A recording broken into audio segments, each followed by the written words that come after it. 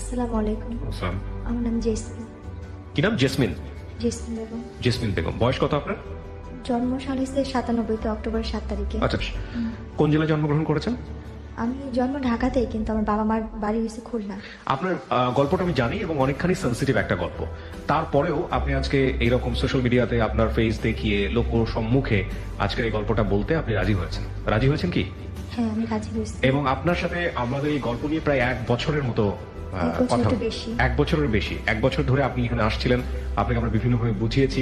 শেষ পর্যন্ত আপনি সমস্ত কিছু জেনে শুনে আজকে এই গল্পটা এখানে লোক সম্মুখে বলতে এসেছেন। তো ঠিক আছে, আপনি শুরু করুন যেখান থেকে বলতে চান, ছোটবেলা থেকে যেখান থেকে মনে পড়ে। আমি আসলে 1 বছরের বেশি বলতেছি এই কারণে, কারণ আমি নিরুপায় হয়ে এখানে আসছি। আর আমার গল্পটা যদি বলতে হয় তাহলে আমার পিছন থেকে যেতে হবে, আমার বাবা মার কাছ থেকে আসতে হবে। ছোটবেলা থেকে আসেন? হ্যাঁ।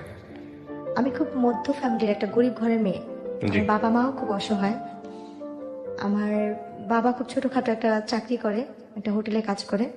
আমরা ভাই বোন 5 জন। ছোটবেলা থেকে আমরা অভাব জিনিসটাকে ভোগ করে আসছি। একদম মা বাবার ঘরে যখন থেকে মানে একটু ধরে বুঝ হয়েছে তখন থেকে আমরা কষ্ট কি জিনিসটা পাই আসছি। আর আমাদের একটা কষ্ট ছিল সবচেয়ে বেশি বড়, যেটা আমার বাবা হঠাৎ করে সবসময় নিখোঁজ হয়ে যেত ছোটবেলা থেকেই।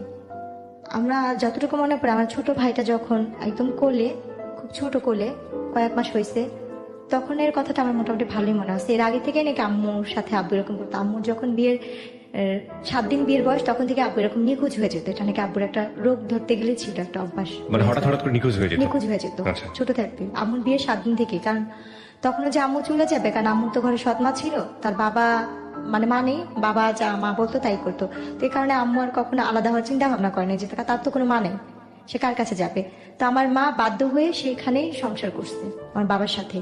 তো এইভাবে করতে হতে আমরা 5 ভাই বোন হয়েছি। তো আমার যতটুকু মনে পড়ে, আমার ছোট ভাইটা যখন কোলে ছিল তখন আব্বু একদম নিখোঁজ হয়ে গেছে। আব্বুর আর কোনো খোঁজ খবর ছিল না। 3 বছর আমরা আব্বুকে, 3.5 বছর কোনো কাছেই পাইনি। বাবা কি জিনিস বা বাবা কি বেঁচে আছে কিনা সেটাও আমরা জানতাম না। তো আমার ভাইয়া, আমার বড় ভাই আমাদের বাবার মতো। তার ঋণ কখনো আমরা শোধ করতে পারবো না, এবং আমার মার ঋণও কখনো শোধ করতে পারবো না। আমার আম্মু সেলাই মেশিনের কাজ করে, বাসায় কাজ করে, মানুষের এটা সেটা সবকিছু করে আমাদের। আপনি নিজের চোখে দেখেছেন এগুলা? এই দৃশ্যটা আমার নিজের চোখেই দেখা। আচ্ছা। আমার ছোট ভাইকে যখন কোলে নিয়ে আমার বাবা চলে যায়, একদম ছোট যখন। বাবা চলে যায় বলতে? আমার আব্বু আমাদের রেখে রেখে চলে যেত। বাবা ছোট ভাইকে নিয়ে যেত? না না, কোলে, আমার আম্মুর কোলে রেখে আব্বু নিখোঁজ। আচ্ছা, হঠাৎ নিখোঁজ হতো? আব্বুর এটা আগে থেকেই ছিল, কিন্তু আমার যখন ফিরতো তখন জিজ্ঞেস করতে না কোথায় গিয়েছিল, কি কিছু বলতো না।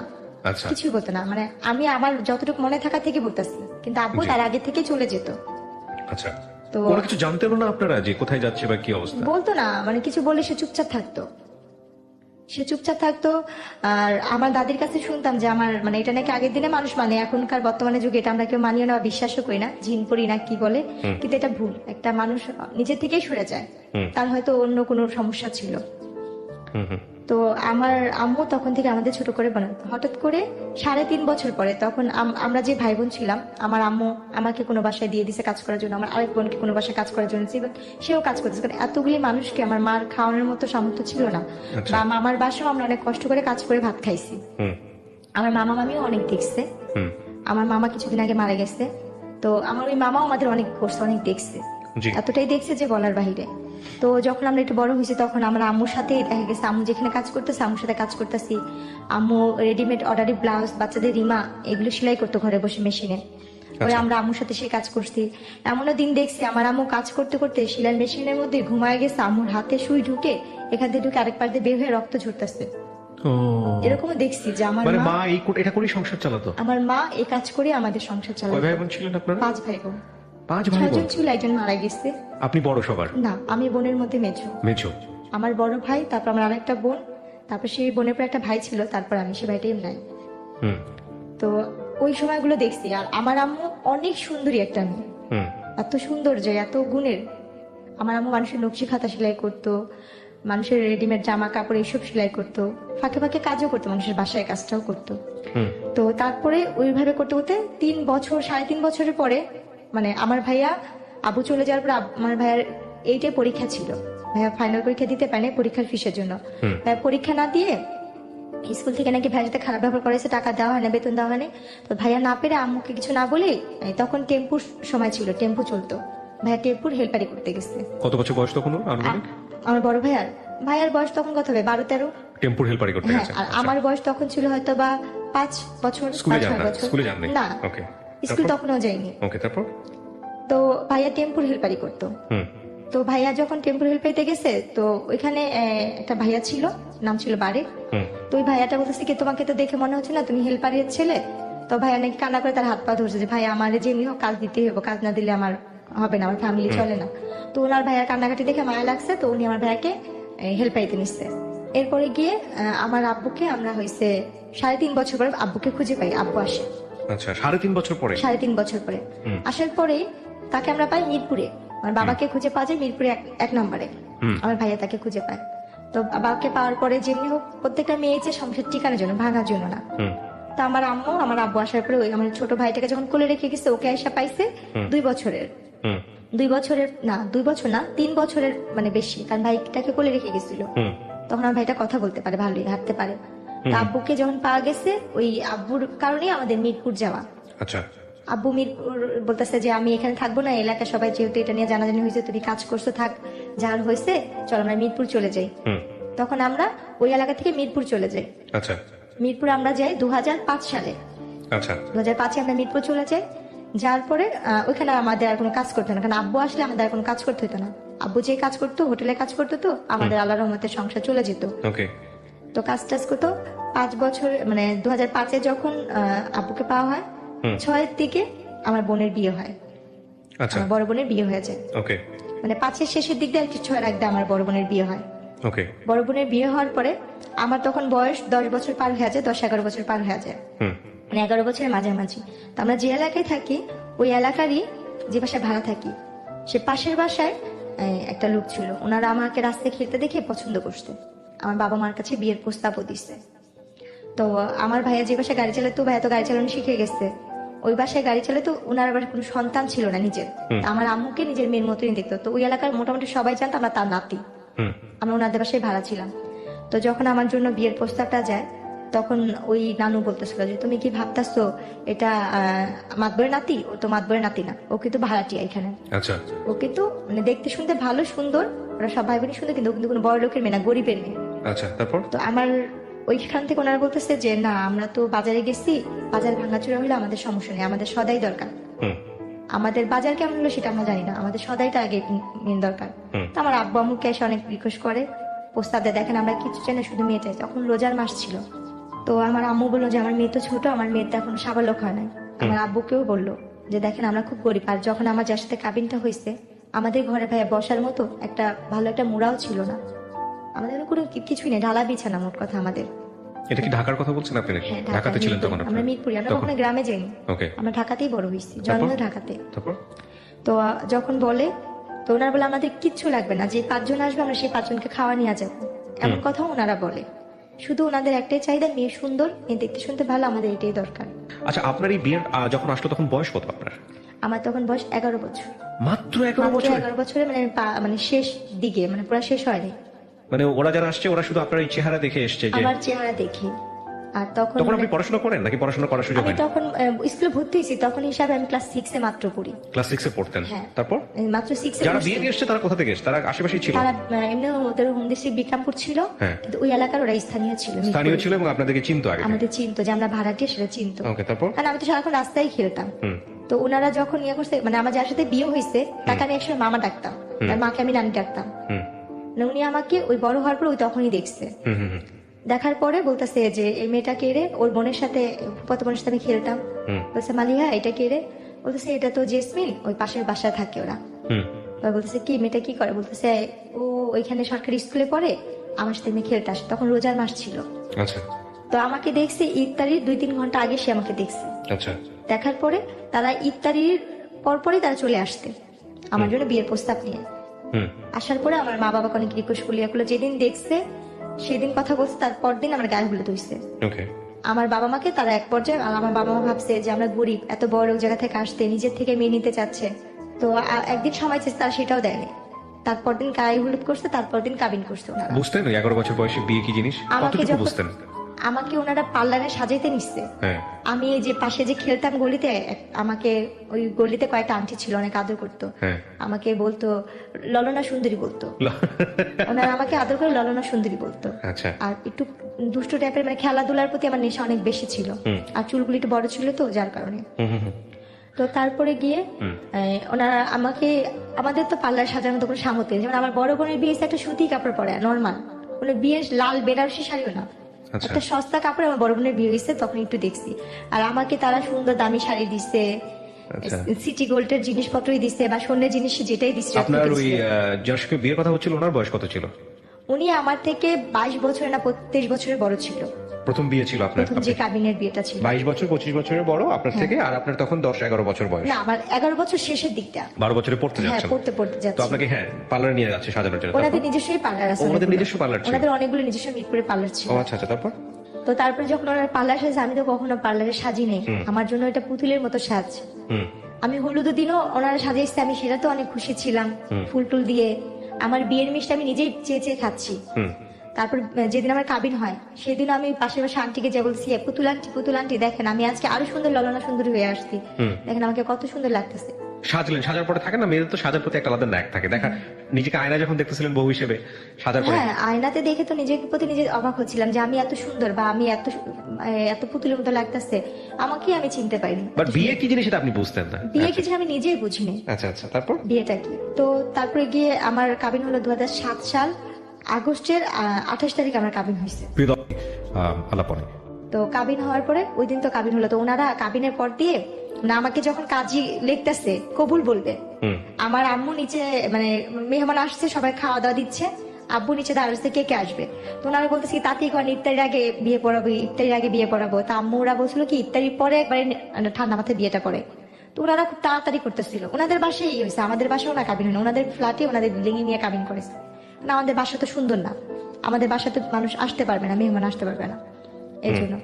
তো আমার আম্মু সবাইকে খাওয়া দাওয়া দিচ্ছে, কাজ টাজ করতেছে। এর মধ্যে আমার ভাইয়া বসা ছিল, আর আমার বড় বোনের ভাসুর বসা ছিল। জি। তো ওর মধ্যে ওনারা বলতেছে কি আমার বাবার নাম, আমার মায়ের নাম, সবার নাম নিচ্ছে, লিখতেছে। তো আমাকে কবুল বলতে বলছে, আমাকে কিন্তু আমার একবার মামি আর আমার নানি শিখা দিছিল, তোর যদি কবুল বলতে বলে তুই কখনই কবুল বলবি না, চুপচাপ থাকবি। অনেকক্ষণ পরে আমরা যখন বারবার তোরে বলবো বল বল বল, তারপর তুই বলবি। কিন্তু আমি আর সেই জিনিসটা বুঝিনি। আমাকে যখন কাজী বলতেছে বলো মা বিসমিল্লাহ কবুল, আমি বলছি হ্যাঁ কবুল কবুল কবুল, একসাথেই বলে দিচ্ছি কতবার, মানে হিসাব ছাড়াই। আমার একটু ছেলেটাকে দেখেছেন না, এটার সঙ্গে বিয়ে হচ্ছিল আপনার? তাকে তো আমি ছাদে খেলার সময় দেখছি, কিন্তু ওভাবে কখনো বড় ভাই হিসেবে জানতেন নাকি? মামা হিসেবে জানতাম। আর তার মাকে আমি নানি ডাকতাম। আর আমার যে আগের সংসারে যে ছিল, মানে আমার যে হাজবেন্ড সাথে বিয়ে হয়েছে, ওনার যে বড় বোন ছিল, সেই বড় বোন যে আমার ননা শাশুড়ি সম্পর্কে, সে আমার মারও 2-3 বছরের বড় ছিল। এরপরে গিয়ে আমার আম্মু এসে বলতেছে কি যে আসেন আমরা বিয়ে পড়া ফেলে আপা, আমার ফুপু শাশুড়ি নাম ধরে বলতেছে যে আসেন আমরা বিয়ে পড়া ফেলে। তো আমার ফুপু শাশুড়ি বলছে আল্লাহ বিয়ে তো হয়ে গেছে। আমি কান্না করতেছি, না না আমার তো বিয়ে হয় না, আমার তো বিয়ে হয় না, আমার বিয়ে করাইবা না। আমার ভিতরে ধারণা ছিল যেমন টিভিতে নাটক বা ছবি দেখতাম যে হিন্দুরা ঘুরে যে এই আগুন রেখা, ওইভাবেই বিয়ে। আমার চিন্তা ধারণা ওইভাবে মানুষের বিয়ে হয়, বাবা বিয়ে কি জিনিসটা আমি অতটা বুঝিনি। ওইটা টিভিতে দেখে বিয়ে, ওইটাই বিয়ে। যে না আমার তো বিয়েই হয় না, আমার বিয়ে দেয় না। কবুল কবুল বলার পরে হ্যাঁ, আমার কিন্তু বিয়ে হয়েছে 1 ঘন্টা হয়ে গেছে। পরে ওনারা বলতেছে কি এই যে ছবি তুলছি, দেখো দেখো ক্যামেরা দিয়ে ছবি তুলছি।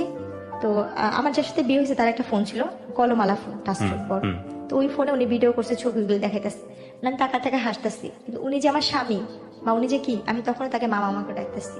আমার সাথে ওনার সাথে যে বিয়ে হয়েছে, তারপর আমি বুঝতেছি না যে উনি আমার স্বামী। বলছে মামা এইটা এটা এটা আমার বিয়ের ইয়া। উনি বলছে কি মামা বললো না, তুমি আমাকে তুমি করে বলো, আমি তোমার হাজবেন্ড। ওকে। তখন আমি মানে একটু চুপ হয়ে গেছিলাম। এরপরে গিয়ে ওনারা আর কি আমাকে বলতেছে, আমার আম্মাকে, আমি বলছি তাহলে আমরা নিয়ে যাই। বলছে না দেখেন যেহেতু কাবিন হয়েছে, ছেলে মেয়ে তো একসাথেই থাকুক। আম্মু বলছে না আপনারা তো বলছিলেন যে মেয়ে স্বাবলম্বী না হওয়া বলতো, আপনারা ছেলে মেয়েকে এক জায়গায় করবেন না। বলছে ও তো আগে মামা ডাকতো, ওর তো একটু ফ্রি হওয়ার দরকার আছে, একটু থাকুক, কথা টথা বলুক, রাতে আমাদের সাথেই থাকুক, তারপরে আমি তারপর দিন নিয়ে দিয়ে আসবো নি।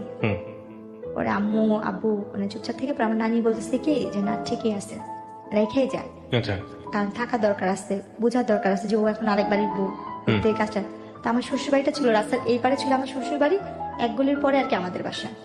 মানে আবার চাইলে ভিতর দিয়ে আরেকটা গুলি যাওয়া যেত, বলা যে এই পারে ওই পার, এরপরে গিয়ে রাতে যে কাহিনীটা, ওনারা অনেক সুন্দর করে ফুল টুল দিয়ে ঘর সাজাইছে, রুম সাজাইছে, আমাকে নিচ্ছে, আমি নিজের ঘরে নিজে ফুল টুল নিয়ে টেটুনি খেলতেছি, আমি নিজেই ওইটা যে আমার ঘর। তো ওনাকে দেখে আমি খুব ভয় পাইতাম, আমি বিয়ের আগে থেকে ওই মামাকে দেখলে ভয় পাইতাম, কারণ সে তো পলিটিক্স করতো, রাজনীতি করতো, তাকে আমি খুব ভয় পাইতাম। তার চোখ অল টাইম লাল থাকতো, আর খুব ফর্সা মানুষ তো। আচ্ছা, বললাম, মা, লাল কেন থাকতো এটা বুঝতেন না? না, আমি ওটা কখনই বুঝতাম। আচ্ছা, তারপর ওনাকে যখন রুমে দেখছি না, আমি ভয় চুপচাপ হয়ে গেছি। উনি না গুন্ডা, ওনাকে না সবাই ভয় পায়, এলাকার সবাই ওনাকে নাম ধরে যেটা বলে। উনি এই ঘরে কেন, উনি কি আমার সত্যি তেল স্বামী? উনি তখন বলে উনি আমার হাজবেন্ড। ওই জিনিসটা আমার ভিতরে ভয় কাজ করছে। তো তখন থেকে তার ভিতর থেকে আমার একটা দূরত্ব, সে যে আমার স্বামী সেটা আমি কখনোই মানতে পারতাম না, ভয় পাইতাম। আচ্ছা, তারপরে ওই দিনের ঘরে আমাকে কোনোভাবে দিতে পারেনি। যতবারই দিয়ে হয় খাটের নিচে পলায়, এই রুমে ঢোকাচ্ছি, ওই পাড়িতে বাইরে বের হয়ে যাচ্ছি। আমার সারাটা রাত এভাবেই গেছে। মানে কোনোভাবে আমি কান্নাকাটি করতেছি, চিল্লাইতে আসছি। পরে আমার যে ফুপু শাশুড়ি ছিলেন বলতেছে, ঠিক আছে থাক, ও আমার সাথে ঘুমাক, আমি পরে তোকে ইয়ে করে দেবো। রাতে তো খাওয়া দাওয়া করলাম ওনাদের সাথে সবাই একসাথে। খাওয়াটার পরে ছবি তুললো, আমাকে জোর করে উনি নিয়ে নেওয়া ছবি তুললো, আমার হাজবেন্ডের সাথে ছবি তুললো। পরে এক পর্যায়ে যেহেতু কেউ নাই আমার বাবা মা এখানে, আর যেহেতু আমার বিয়ে হয়ে গেছে এটা আমাকে বুঝতেই হচ্ছে, শ্বশুর বাড়িতে চলে গেছেন। হ্যাঁ, তখন ছবি তুললো, ছবি তুলছি, ওনাদের সাথে আসছি, কিন্তু ওনার সাথে আমি ওরকম ভাবে কথা বলছি না। উনি আমার শরীরে হাত রেখে ছবি তুলছে, আমি তারপর ভয় পাচ্ছি, শুধু ভয়ে ওখানে ছবি তুলা। এরপরে গিয়ে সকাল মানে রাতে যখন আমার ফুপুর সাথে শাশুড়ির সাথে ঘুমাইলাম, মাঝরাতে তখন 4টা বা 3:30 বাজে, হঠাৎ করে ঘুম ভাঙছে, দেখি যে না উনি ওই রুমে আমাদের সাথে একসাথে শুয়ে আসছে। আচ্ছা, তো যাক, তখন ওই মুহূর্তে তখন দিয়ে ওইটা বসে বসে কান্না করতেছি যে আমি মনে আর বাবা মার কাছে যেতে পারবো না। এত বড় লোক বাড়ি, এত সুন্দর ঘর বাড়ি, কিন্তু পুরোটাই আমার ভালো লাগতেছে না, আমার নিজের মতো মনে হচ্ছে না। যতটা আমার ভাঙা ঘর বা খুব ছোট বাচ্চা যেসব অনুভূতিগুলো আসে, রাইট? হ্যাঁ, আমার ফ্যামিলিটাই আমার কাছে বেস্ট। তো আমি ভাবতেছি কখন সকাল হবে, কখন আমি বাসায় যাব, কারণ আমি এই বাসা তো চিনি আর আমাদের বাসাও চিনি। এর প্রতি যখন সকালে ফজরের আজান দিল, আমি বসে রয়েছি। একবার লুকায়, ওনারা সবাই ঘুমে, কেউ জানেই না, আমি দৌড়তে যা দেখে আসলাম। ওনার বাসা ছিল 3 তলা, তো 3 তলা থাকতো। দৌড়া যে দেখছি কেচি গেট খুলছে কিনা, নিজে না কেচি গেট খুলে নেই অত ভোরে। আবার দৌড়া চলে আসছে, এসে খাটের নিচে লুকায় আসছি, বসে আসছি। এরপরে যখন সকালবেলা 6টা বাজে, আমি তখন মুহূর্তে বাসা থেকে চলে আমাদের বাসায় চলে যাই। গেট টেট খুলে আমি আমাদের বাসায় চলে গেছি। আমি আমাদের বাসায় যা ঘুমা, আম্মু বলতেছে তুমি এত সকালে, আমি ওনারা আমার পাঠা দিচ্ছে, ওনারা বলছে তুমি বাসা যাওয়া। আমি জন্য বাসায় এসে পড়ছি। তা আম্মু ভাবছে যে পরিজন সত্যি বলছে, তো আমি বাসা যে ঘুমা রয়েছি। এদিক দিয়ে ওনারা খুঁজতে আসছে বাসায়, আর আমাদের তো ফোন নাই যে আমাদের বাসায় ফোন দিবে, মোবাইল টোবাইল কিছুই নেই যে ফোন দিবে। তো ওনারা খুঁজতেছে, অনেকক্ষণ পর ওনাদের বাসায় কাজের মেয়েকে পাঠাইছে। পাঠা যায় বলতে, জেসমিন কি বাসায় গেছে? বলে হ্যাঁ, ও তো কোন সকালে এসে ঘুমা রয়েছে, আপনার ওরা নাকি পাঠা দিচ্ছে ওর ফুপু শাশুড়ি। দেখছেন, হ্যাঁ সবাই ম্যাডামরা খুঁজতেছে, ওরা কেউ পাইতেছে না। ওরা আম্মু আমার বকা দিল, 2টা থাপ্পড় দিল যে তুমি এখন বড় হয়েছো, তোমার বিয়ে হয়েছে, তুমি তো যখন তখন জেলে আসতে পারবে না, আসলে কে তোমাকে নিয়ে ওনারা সংসার করবে? তুমি তো মেয়ে মানুষ, তোমার কপাল দোষে এখানে বিয়ে হয়েছে, ভালো জায়গায় বিয়ে হয়েছে। আম্মু বোঝাইলো, আম্মুর মতো করে আম্মু বুঝছিল যে এখন এটাই তোমার আসল বাড়ি, ওখানে সুখ হোক দুঃখ হোক তোমার এখানে ভাগ্য করে থাকতে হবে, আর তোমার কপাল ভালো যে তুমি আমার ফ্যামিলির একটা বউ হইছো। এগুলো যেটা বোঝায় আর কি অভিভাবকরা। হ্যাঁ, বেশি দিন তো না, তুমি কয়দিন থাকো, তোমাকে পরে উঠা দেওয়া যখন হবে তখন এই কয়দিন ওইখানে যা থাকো, পরে আবার আম্মু নিয়ে দিয়ে আসতে। ওনারা সেদিন ওনাদের বাসা অনেক মানে পার্টির আয়োজন করতে, লোকজন আসতে, বউ দেখছে, সবাই বলতেছে না বউ অনেক সুন্দর হয়েছে, সবাই নাম ধরে ধরে বলতেছে ওর বউটা অনেক সুন্দর, ভালো হয়েছে, কিন্তু অনেক ছোট, বয়স ছোট। বলছে হ্যাঁ ঠিক হয়ে যাবে।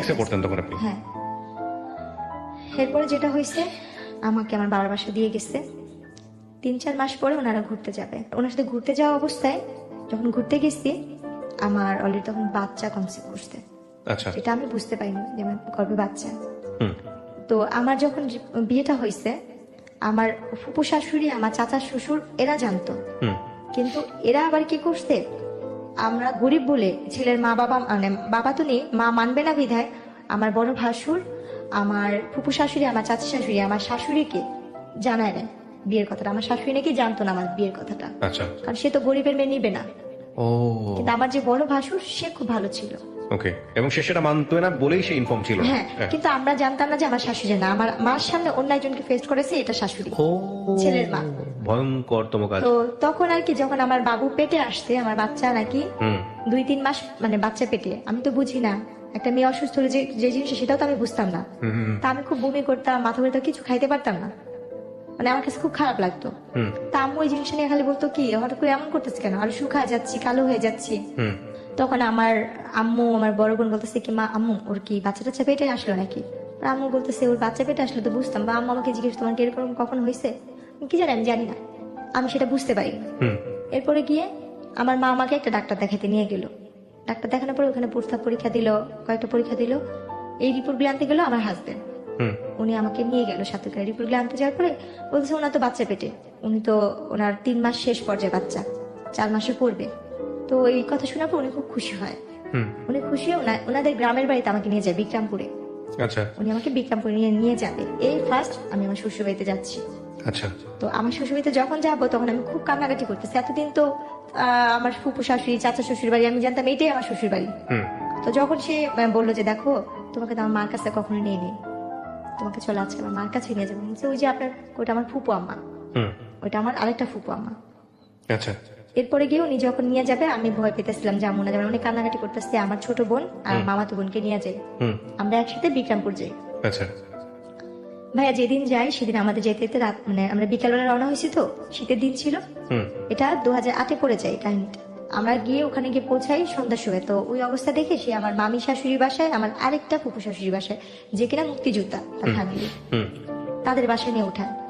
তাদের বাসায় রাখার পরে ওনারা বলতেছে মাশাআল্লাহ তুই তো বউ অনেক সুন্দর আছে, আমাদের সবার বউ পছন্দ, মানে সবাই আমাকে অনেক আদর করতেছে। বলছে তোর মাকে বোঝানো দায়িত্ব হচ্ছে আমাদের, তুই হিসাবে ছেলের বউ আমরা ভালো পাইছি, হাসি খুশি মিশু। তো ওই রাত্রটুকু ওখান থেকে সকালবেলা আমাকে নিয়ে গেল ওনাদের গ্রামে বেড়ে। প্রথম যে এক গ্রামে রাত্রে থাকলাম, তারপর দিন সকালবেলা ওই গ্রামে গেলাম, আমার শ্বশুরবাড়ির গ্রামে। তো যাওয়ার পরে ওই জোগানিয়া গ্রামে যাওয়ার পরে ওখানে আর কি ওনারা বউ দেখে আমার শাশুড়ি বলতেছে খালি কি চামড়া ধলাই আনছিস, কোনো টাকা পয়সা আনিস নাই, বউর সাথে কিছু দেয় না। উনি আমার কানে হাত দিচ্ছে, গলায় হাত দিচ্ছে, হাতে হাত দিচ্ছে। হ্যাঁ, শূন্যের কিছু নেই। তখন আমি বলতেছি কি আল্লাহ উনাকে তো দেখছিলাম ওই নানুর বাসায়, তাহলে উনিও তো আমাদের নানি হইতো। আর উনি খুব বয়স্ক ছিল, উনিও হয়েছে রাজনীতিকের সাথে, উনি গ্রামের আর কি মেম্বার নাকি বলে যে ওসবে দাঁড়াইছিল। উনি সবসময় কুচিতা শাড়ি পরতো, ওনার গলায় মোবাইল ব্যাগ থাকতো, খুব শৌখিন, বয়স হয়েছে কিন্তু উনি খুব শৌখিন ছিল। আর আগের দিনই নাকি মেট্রিক পাস, ওনার যুদ্ধের অনেক আগে তার 3 সন্তান হয়েছে। তো উনি আমার গলায় কানে হাত দিয়ে বলছে তোমার বাবা মা কিছু দেয় নাই, তোমার বাপ কি করে। আমি বলছি আমার বাবা হোটেলে কাজ করে। এটা শুনে এসে আরো রাগ হয়ে গেছে। ওই মুহূর্তে ওনারা কি করলো, মা ছেলে ঝগড়া করতেছে। আমার আরেক ভাসুর, আমার আরেক দেবররা, 2 দেবর মিলে ঝগড়া করতেছে। তারা ঝগড়া করতেছিল। তারা ঝগড়া করতে করতে আমার যে বড় যে ভাসুরের বউ যে ছিল, আমার সেই বড় ভাসুরের বউ আর আমার আরেক ভাসুরের বউ, তারা মিলে রান্না বান্না করতেছে, বউকে যেটা খাওয়ানোর মিষ্টি টিষ্টি সব বানাচ্ছে। তো তখন বাজে সকাল 10টার দিকে। তো ওই মুহূর্তে কি হয়েছে, তারা 2 ভাই মারামারি, 3 ভাই মিলে ঝগড়া কথা কাটাকাটি করতে একটা মারামারি, অনেক পর্যায়ে দেখি যে দা বুঠি নিয়ে মারামারি হচ্ছে। আমি আমার 2 বোন রুমে। কতক্ষণ পরে আমি মারামারি করছি, তো আমার স্বামী, তার সাথে আমি যেহেতু সংসার করছি প্রায় 1 বছরের মতো সময় হয়ে আসতেছে কাছাকাছি। তো ওনার সাথে ঝগড়া লাগছে দেখে আমি একটু বাইরে এসে দরজার সামনে দাঁড়াইছি। দাঁড়ানোর পরে আমার যে আরেক ভাসুর, মেজু ভাসুর যাকে বলে, সে এসে আমার মুখে বেশ একটা খারাপ করে একটা গালি দিয়ে আমার চুলটা ডানা ধরে, আচ্ছা এইটার আগে মার, একটা গালি দিয়ে বলতেছে এটার আগে মার, ভাষা খারাপ করে এটার আগে মার, এটার বাপ মা এটার কথা দিচ্ছে। উনি আমার চুল টাইনা না ধইরা উনি কি করলো, আমার সে অনেক বাজে ভাষায় গালাগালি করছে, ওকে আগে মার, চামড়া ধরা তো গেছে এটা সেটা করতে গছা দিচ্ছে। এভাবে বলে উনি ইয়া করলো। ভাই কখনো যুদ্ধ কি জিনিস দেখিনি, শুনছি শুধু মুক্তিযোদ্ধা নাকি অনেক কষ্ট, কিন্তু সেই দিনের যুদ্ধটা মনে হয় কি আমার জীবনে অনেক বড় একটা যুদ্ধ ছিল।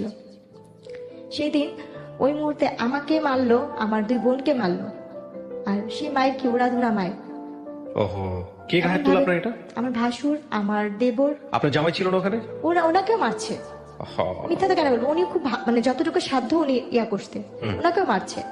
উনি বলছে আমি যদি গরিব মেয়ে কিনে সংসার করে ভাত খেতে হবে তোদের সমস্যা কি, আমি তোকে নিয়ে ভাত খাবো।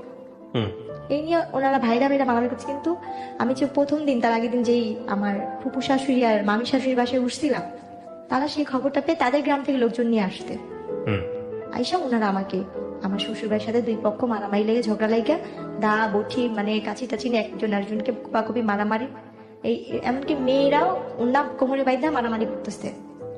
তখন আমার ওই যে ফুপু শাশুড়ির মেয়ে আপু, ওই আপুটার নাম আমি বলতে চাচ্ছি না, আপুটা যেহেতু পলিটিক্স, ওই আপুটা আসছে। ওই আপুটা এসে উনি আমার ননদ হয় সম্পর্কে, তো বড় আমার বয়সে। ওই আপুটা আমাকে এসে ধরে, আমার বোনকে ধরে ধরে আমার দাদির শাশুড়ি ঘরে নিয়ে দরজা বন্ধ করে বলছে তোর এই ঘরটা বের হবি না। তারপর এরপরে গিয়ে ওই মারামারি হইলো, তো মারামারির শেষ পর্যায়ে যেটা দাঁড়াইলো, বলছে মা ওর বাচ্চা পেটে। তো উনি বললো কি ঠিক আছে তুই গরিবের মেয়ে বিয়ে করছিস, এটা আমি মানতে পারতেছি না, তারপর মেনে নিব, পেটে বাচ্চা যেহেতু। তোর বউ যদি মেয়ে হয় তাহলে আমি আমার ঘরে জায়গা দিব না, তুই ওর তালাক দিবি। আর যদি তোর বউর ছেলে হয় তাহলে আমি তোর বউকে মেনে নিব। তো বললো যে ঠিক আছে দেখা যাক। তো বলে না যার কেউ নেই তার আল্লাহ অবশ্যই থাকে। জি আমার আল্লাহ পাক দুইটাই দিচ্ছে একসাথে, একটা ছেলে একটা মেয়ে একসাথেই দিচ্ছে আল্লাহ পাক। তো ওই সময় আর কি মারামারি হওয়ার পরে তো প্রায় মা ছেলেতে ঝগড়া কাজা হইতেই থাকতো, এই যৌতুক নিয়ে। আমার বাবা মা কিছু দেয় না, এটা না সেটা না। ভাইয়া কোনো একটা ফল খাইতে গেছি, বলতো তোর বাবার বাড়ি থেকে এই ফলটা আসছে, মুখের সামনে থেকে সেই ফলটা নিয়ে যেত, খাইতে পারতাম না। কোনো পিঠা সিজন আমার দুই ভাসুরের বাসা থেকে পিঠা আসতেছে, তাদের বাবা মারা আছে, আমার বাবার নাই। আমার বাবা তো গরিব, আমরা নিজে তো একটা ভালো আম কাঁঠাল কিনা খাইতে পারি না। আমার মনে পড়ে আমার ওই বাচ্চাটা, কারণ ওই কথাগুলো আমার ভালো করে মনে নেই। আমার ওই সময় আমার বাচ্চাটা যখন 5 মাস পেটে শেষের পর্যায়ে, আমি আম খাইতে নিছিলাম। এদের বাসায় অনেক আম গাছ আছে, এদের বাসায় পুরো ফলের গাছের অভাব নেই, অদৃষ্ট ফল, সব ধরনের ফল আছে। তা আমি কুড়াইয়া একটা আম খাচ্ছিলাম, ছুলে মাত্র এক কামড় দিছি। আমার ননদ এসে উনি আমটা কাইরা নিয়ে বলতেছে কি তোর বাপমার বাড়ি থেকে আম আসছে, তুই যে আমাদের বাড়ির আম খাচ্ছিস। আপনার জামাই কি করতো? ও হয়েছে কি পলিটিক্স করতো, নেশা পানি করতো। ওইগুলোর দিকে কোনো খোঁজ খবর থাকতো না? আপনি জামার সাথে এগুলো শেয়ার করতেন যে আমার সাথে এরকম হয়েছে বাসায়? কখনো বলতাম না, কেন বলতাম না, ভাবতাম কি তার বাবা মার নামে বদনাম করবো যদি সে এটা না মানে। না মানে আচ্ছা। ভাই বোনের নামে বদনাম করবো যদি সে না মানে। আমি তো গরিবের মেয়ে, ভাগ্য তো সে আমি এরকম বাড়ির বউ হয়েছি।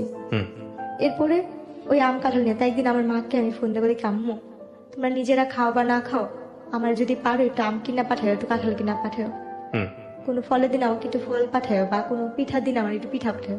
আম্মু চিল্লা পাল্লা করতো, তোর যদি দিয়ে আমার তার একটা মেয়ে আসছে, কারণ সে তো কষ্ট করে, মানে দুজনকে দিতে হবে, দুজনকে দিয়ে দিতে হবে, সেটা তো সামর্থ্য নেই। এখন আম্মু আমাকে বকতো যে দিলেই তো লাইফে আসবে, কোথেকে দিব, রাইট, সেই কথা বলতো। দেই না দেই নেই এরকম হয়, শ্বশুর বাড়িতে দুই এক কথা হয়, বলে সহ্য করে থাকতে হয়, মেয়ে মানুষ না তুই, এই কথা বলতো। তো সেখানে আমি বলার জায়গা পাইতাম না। আর আম্মু যখন যে মারামারিটা হয়েছে তখন আম্মু বলতে কি বাচ্চাটা ফালা দে, তোর আমরা নিয়ে আসা করি ছাড়া ছিল। তো বলতাম কি আম্মু মেয়েদের জীবনে কয়বার বিয়ে হয়, তুমি না এত কষ্ট করে আমাদের বড় করছো, তাহলে আমি এখান থেকে যদি যাই মাসে তো খারাপ বলবো। আমি ভাইয়া যতটুকু সাধ্য ছিল আমি যথেষ্ট পরিমাণে ওই ফ্যামিলিতে থাকার জন্য অনেক চেষ্টা করছি ভাইয়া। তারপরে গিয়ে ওই ফলের যাওয়ার পর ওরা তো আলু দিনে আলু লাগাতো অনেক, তো আলু লাগানোর জন্য যে মানে কাজ করার লোক আসতো, গ্রাম দেশে বদলি বলে, অনেকগুলো করে ভাত রান্না করতে হতো। আমি তো কখনো লালকিতে রান্না করিনি, তো লালকিতে রান্না করতাম, ধানের দিনে ধান নিতাম, আলুর দিনে আলু কাটতাম, পাটের দিনে পাট নিতাম, যা আমি জীবনে কোনদিন চোখেও দেখিনি, সবকিছু করতাম। তো একদিন ওই ভাতের মারগালতে যা মানে ভাতটা পুড়ে গেছিল, আমার শাশুড়ি এসে আমার এই যে হাতটা পুড়া দিছে, এখানে জ্বলন্ত কয়লার লাড়কি দিয়ে এখানে পুড়া দিচ্ছে, এখনো চিহ্ন কাছে এই জায়গাটা জ্বলন্ত কয়লার আগুনটা লাগা দিচ্ছে। আমি চিল্লান দিয়ে উঠছি, এরপর আমাকে কারেন্টের তার দিয়া আমাকে বাইরেছে, আমার পুরাটা পিঠ মনে হয় লাল লাল হয়েছে, মানে এত ইয়া হয়েছে। তখন আমার বাচ্চা 6 মাসের পেটে বসছে। ওই দৃশ্যটা না আমার হাজবেন্ডের কানে, ও তো ঢাকাতে থাকতো, আমি গ্রামে রেখে গেছিলাম, ওকে কে যেন ফোন দিয়া বলছে, ওকে ফোন দিয়ে বলার পরে ও সেই দিন, ও তো এমনি বৃহস্পতিবার দিন যাইতো, শুক্রবার দিন মানে থাকতো, শনিবার দিন থাইকা বিকালে চলে আসতো, বা রোববার দিন চলে আসতো। ওই সময় আমাকে বলে কি ওই দিন হঠাৎ করে চলে আসতে আয়সা বলতেছে যে তোমাকে নাকি আমার মামা আসতে, মামার বোন নাকি বকা দিচ্ছে, এরকম বলতেছিল। আমি ওনাকে কিছুই বলতেছিলাম না, চুপচাপ হয়ে গেছি। মানে এই কাহিনীটা বলার আগে গ্রাম দেশে তো 6টা-7টা বাজে সবাই মানে নিচুম হয়ে যায় যার যার মতো। তো সেদিন আমাকে অনেক মারছে, তো আমি আমার সব কাজটা সেরে আমি আমার ঘরে, আমি যে ঘরটা থাকতাম সেটা একটা পুরানো তো লাড়কির ঘর ছিল, কারণ আমার বাবার বাড়িতে কোনো ফার্নিচার দেয় না দেখা বা কোনো ক্যাশ টাকা দেওয়া হয়নি দেখে আমার ভাগ্যে ভালো কোনো ঘর জুটে নেই। যখন আমার স্বামী আসতো তখন আমার শাশুড়ির রুমের সাথে রুমটা আমাকে থাকতে দিত, আর যখন সে না থাকতো আমি ওই ঘরটাই থাকতাম, ওই ঘরটাই ঘুমাইতাম। তো পাটাতন ঘরে তো উনি গেছে, ওনার মার সাথে ভাত খাইছে, কথা বলতেছে মা ও ভাত খাবে না জেসমিনে, বলে কেউ খায়া চলে গেছে, তোর খা তুই খা। আমার বাচ্চাদের ও কি কিছু করতো, কাজকর্ম কিছু করতো আপনার জামাই? এমনি শুনতাম যে প্রেসের কাজ করতো। তো ওইখানে ও বলার পর ও রুমে গেছে, যা বলতেছে কি যে তুমি ভাত খাইছো, আমি বলছি না আমি তো খাইনি, আমি আজকে সারাদিনেও খাইনি, কালকেও খাইনি। বলছি কেন, বলছে, আমি এই অন্যায়গুলো করছি দেখা ওটা দেয়নি। ও আমাকে ওই কথাগুলো জিজ্ঞেস করার পরে আমি এই কথাগুলো বললাম। বলার পরে ও অনেক মন খারাপ করে বলতেছে কি, জেসমিন যা করছিস যাই হোক, আমার দোষের কারণে তো এই অবস্থা, আমি তোমাকে ঢাকাতে নিয়ে যাবো, আমি ঢাকায় কাজ করে ভাত খাবো। ও আমাকে নিয়ে তারপর দিন ঢাকা চলে আসলো। আচ্ছা। ঢাকা চলে আসার পরে ঢাকা দুজনে মোটামুটি ভালোই ইয়ে করতেছিলাম। ও আমাকে ওই যে বাসাটা নিয়েছে ওইখানে বাসা ভাড়া বেশি, আর ও পলিটিক্স ওইভাবে থাকতে পারতেছিলাম। তো ও বলে কি, তুমি তোমাদের বাসায় থাকো, বাচ্চা হওয়ার পরে আমি তোমাকে নিয়ে আসবো নি। তারপর আমার বাবা মার কাছে এনে দিয়ে গেলো। দিয়ে যাওয়ার পরে 3 দিন পরে ও বলতেছে কি, শুনে না, আমার আম্মা তো বলছে আপনার মেয়ের যদি ছেলে হয় তাহলে আমাদের বাড়িতে উঠাবো, আর যদি ছেলে না হয় তাহলে আপনার মেয়েকে আমি আর নিবো না, মেয়ে হলে আমি তালাকের কাগজ বাসায় পাঠা দিব। আগে তো আমি বিয়ে করছি কিছুই পাই নাই, আমার অন্যান্য ভাইরা পাইছে, আর আপনার মেয়ের যদি মেয়ে, আমার 2 ভাইয়েরও মেয়ে, আপনার ঘরের মেয়ের ঘরে যদি মেয়ে হয় তাহলে আমি এই বউতে কি করবো। আচ্ছা, এটা কে বলেছে? আমার ওই হাজবেন্ড। এরপর শেয়ার করে খোঁজ খবর না করে একদিন আমার মা আর আমার খালা মিলে আমার শাশুড়িকে ফোন দিচ্ছে যে আপনার কি জেসমিনকে নেবেন না, ওর তো 7 মাস শেষের দিকে, বা আপনার কি দেখতে। বলছে যে আমার ছেলে যা বলার বলেই দিচ্ছে। পর আমার খালা বললো কি, তাহলে আমার একটা আপনি কথা কি জানেন, মানে আপনার ফ্যামিলির লোকজন কি জানে যে ছেলে মেয়ে হওয়ার ব্যাপারটা আসলে শুধুমাত্র সাইন্টিফিক্যালি এটা নির্ভর করে হচ্ছে একটা ছেলের উপরে? আমার পুরো ফ্যামিলি তো মানে লেখাপড়া জানে না। এটা জানে না? আপনি জানতেন এটা? আমি যে বললাম আপনাকে, আপনি এটা জানতেন? আমি নিজেও জানতাম না। আজকে ফার্স্ট জানলেন? হ্যাঁ, আমি আজকে মানে জানছি। একটা সন্তান ছেলে হবে নাকি মেয়ে হবে এই ক্ষমতাটা আল্লাহ শরীরবৃত্তীয় ভাবে একটা ছেলের মধ্যে রেখেছেন, এবং এটাতে একটা মেয়ের কোনো হাত নাই। হ্যাঁ, এবং এটা ক্রোমোজোমের ব্যাপার স্যাপার থাকে, আমি বৈজ্ঞানিকভাবে আপনাকে ব্যাখ্যা করবো না, কিন্তু এখানে মেয়ের কোনো হাত নাই। এটা আপনাকে এই কারণেই বলতেছি যে বাংলাদেশের অনেক অনেক মেয়ের ভাগ্য এই জিনিসটার উপর নির্ধারিত হয়, এবং মনে করা হয় যে ছেলে হবে না মেয়ে হবে এটা তারই দোষ। যদিও সমাজ অনেকখানি পরিবর্তন হয়েছে, এখন আর আমি জানি না এত পিছিয়ে আছে কিনা মানুষ, কিন্তু এটা কি আপনি জানতেন? আজ পর্যন্ত আপনি জানতেন না? জানি না। আচ্ছা, তারপরে কি হলো? এরপরে গিয়ে সে আর আমাকে নিতে আসতো, তখন আমি শুধু কান্না করতাম আর ভাবতাম যে আল্লাহ কেন এরকম করলো, বা আমার বাবা মা এত টাকা পয়সা কোথায় পাবে। ডাক্তার বলছে যে মেয়ের বয়স কম, সিজার করতে হবে, বাচ্চা একসাথে 2 বাচ্চা একসাথে পেটে, সিজার করতে হবে, এরকম ভাবে মানে ইয়া করতেছে। আচ্ছা, তখন আর কি আমার বাবা মা কি করবে, তারাও খুব টেনশন করতো। আমার বলতে আল্লাহ ভরসা, আমি শুধু ভাই কান্না করতাম, কারণ কান্না করেছে আমার আর কিছু করার নেই। কিন্তু আমি তাকে কখনো মানে আমার হাজবেন্ডকে লাগবে বা তাকে আমার দরকারি ওরকম ভাবে তখন আমি ট্রাই করি, মানে স্বামীকে জিনিসটা আমার ভিতরে তখনও কোনো কিছু কাজ করেনি। আচ্ছা, আমার ভিতরে ওই জিনিসটা মাথায় দেখে সে যদি নাও আসতো, আমার কোনো কিছু যায় আসতো, তার ভিতরে কোনো মায়া বা ভালোবাসা কোনো কিছুই সৃষ্টি হয়নি। এরপর হয়েছে গিয়া আমার বাচ্চাটা মানে মারামারিতে হইলো, আমার যখন বাচ্চা হবে, আমার অলরেডি বাচ্চা হওয়ার সময় হয়েছে 2010-এর দিকে আমার বাচ্চা হলো, এবং নর্মালি ডেলিভারি হলো বাচ্চাগুলো মানে 10-এর বাচ্চাগুলো মানে টুইন ছিল? হ্যাঁ। ও আচ্ছা। মার্চের 26 তারিখে হয়েছে। দুটোই মেয়ে? না, ছেলে। হ্যাঁ। এক ছেলে এক মেয়ে, মাশাআল্লাহ। হ্যাঁ, তারপর? এবং নর্মালি ডেলিভারি হয়েছে আল্লাহর রহমতে। তখন ওই কথা শুনে ওনারা আসতে, ও আমার হাজবেন্ড আসতে, আমার হাজবেন্ডের বড় ভাইটি সবাই আসতে, দেখলো খুব খুশি বাচ্চাদের নিয়ে গেল, কিন্তু মেয়েটাকে ওরকম বেশি একটা আদর করে নাই। আচ্ছা, ছেলেটাকে নিয়ে সবাই খুশি ছিল। আচ্ছা, আচ্ছা। এরপরে গিয়ে ওনারা আর কি ভালোই দিন কাটতেছিল মোটামুটি আল্লাহর রহমতে। ঝগড়া কাজে আসে মানে মারধর আসে, উনি তো নেশা করতো, নেশা করে আসতো, প্রায় বলতো যে তোকে বিয়ে করে কিছু পাইনি মাতাল অবস্থায়, তোরে বিয়ে করে যৌতুক পাইলাম না, তো তোকে দিয়ে আমি ইয়ে করবো, এখন তো আমার বাচ্চা হয়েছে, আমার ছেলে হয়েছে, আমার তার তোকে আর দরকার নেই, আমার মেয়ের অভাব নেই, এরকম বলতো। এমনকি উনি ঘরেও অনেক মেয়েদের নিয়ে আসা, যেরকম স্বামী স্ত্রী থাকে ওরকম সে থাকতো। আচ্ছা, আপনার সামনে? হ্যাঁ, এইভাবে সে ব্যাপারগুলো হতো। তো সত্যি কথা বলতে কি, আমার না ওই মানুষটার প্রতি কখনোই ভালোবাসা কি জিনিস আসেনি, কারণ আপনি বুঝিনি তো নাই, বোঝার বয়স ছিল না বিষয়টা। বোঝার বয়স নেই, আর কেন জানি তাকে তো আমি ভয়ই পাই, তাকে তো কোনো ভালোবাসার মানুষ হিসেবে দেখিনি বা স্বামী হিসেবে দেখিনি। 2টা বাচ্চা হয়েছে, তাও মনে হয় হাতে গোনা কয়েকদিন স্বামীকে পাইছি। আমার ওনার প্রতি কোনো মায়া নেই, তো ওনার প্রতি আমার ভয়টাই বেশি কাজ করতো সবসময়। আল্লাহ কখন যেন এসে আমাকে মারবে, কখন যেন উনি মাতাল হয়ে আমাকে মারবে, এই চিন্তাগুলো ছিল। আর ওনার সাথে যেটা, উনি হয়তো মানসিক ভাবে সাইকো টাইপেরই ছিল, যেটা মানুষ বলে। আমি আমার হাজবেন্ডের সাথে কোথাও যাচ্ছি, কেউ যদি বলতে চাই তোর বউটা তো অনেক সুন্দর, উনি তাকে কিছু না বলে সে আমাকে ওরা ধরা মারতো।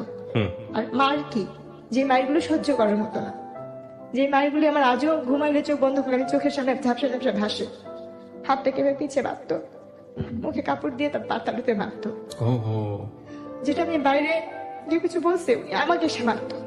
কিন্তু যখন আমার বাবুগুলো বয়স আস্তে আস্তে বাড়তে থাকলো, 6-7 মাস বয়স হইতে থাকলো বাচ্চাগুলোর, তখন থেকে তার অত্যাচার আরো বেশি বেড়ে যেতেছিল, প্রতিনিয়ত তার অত্যাচার বাড়তেছিল। কারণ তার ছেলের প্রতি তার ভালোবাসা ছিল বেশি, মেয়ের প্রতি না। এবার প্রায় এমন করতো। তার প্রায় মা বাবার কাছে আমি বেশিরভাগই বাবা মার বাড়িতে দিন কাটেছি। বড় লোক দেখা বিয়ে দিছে, কিন্তু বাবা মার বাড়িতে আমি কইরা আসছি। বড় লোক শুধু নামেই ছিল, কাজে না। ওই আস্তে আস্তে ওই ব্যবসার কাজটা আমার দিকে আস্তে আস্তে পড়তেছিল। কারণ আমার ছোট থাকতে তখন আমি অনেক হ্যাংলা পাতলা চিকনা টাইপের ছিলাম। বাবু হওয়ার পর আস্তে আস্তে আমার গ্রোথ ভালো হচ্ছে, আমি দেখতে আরো বেশি হচ্ছি।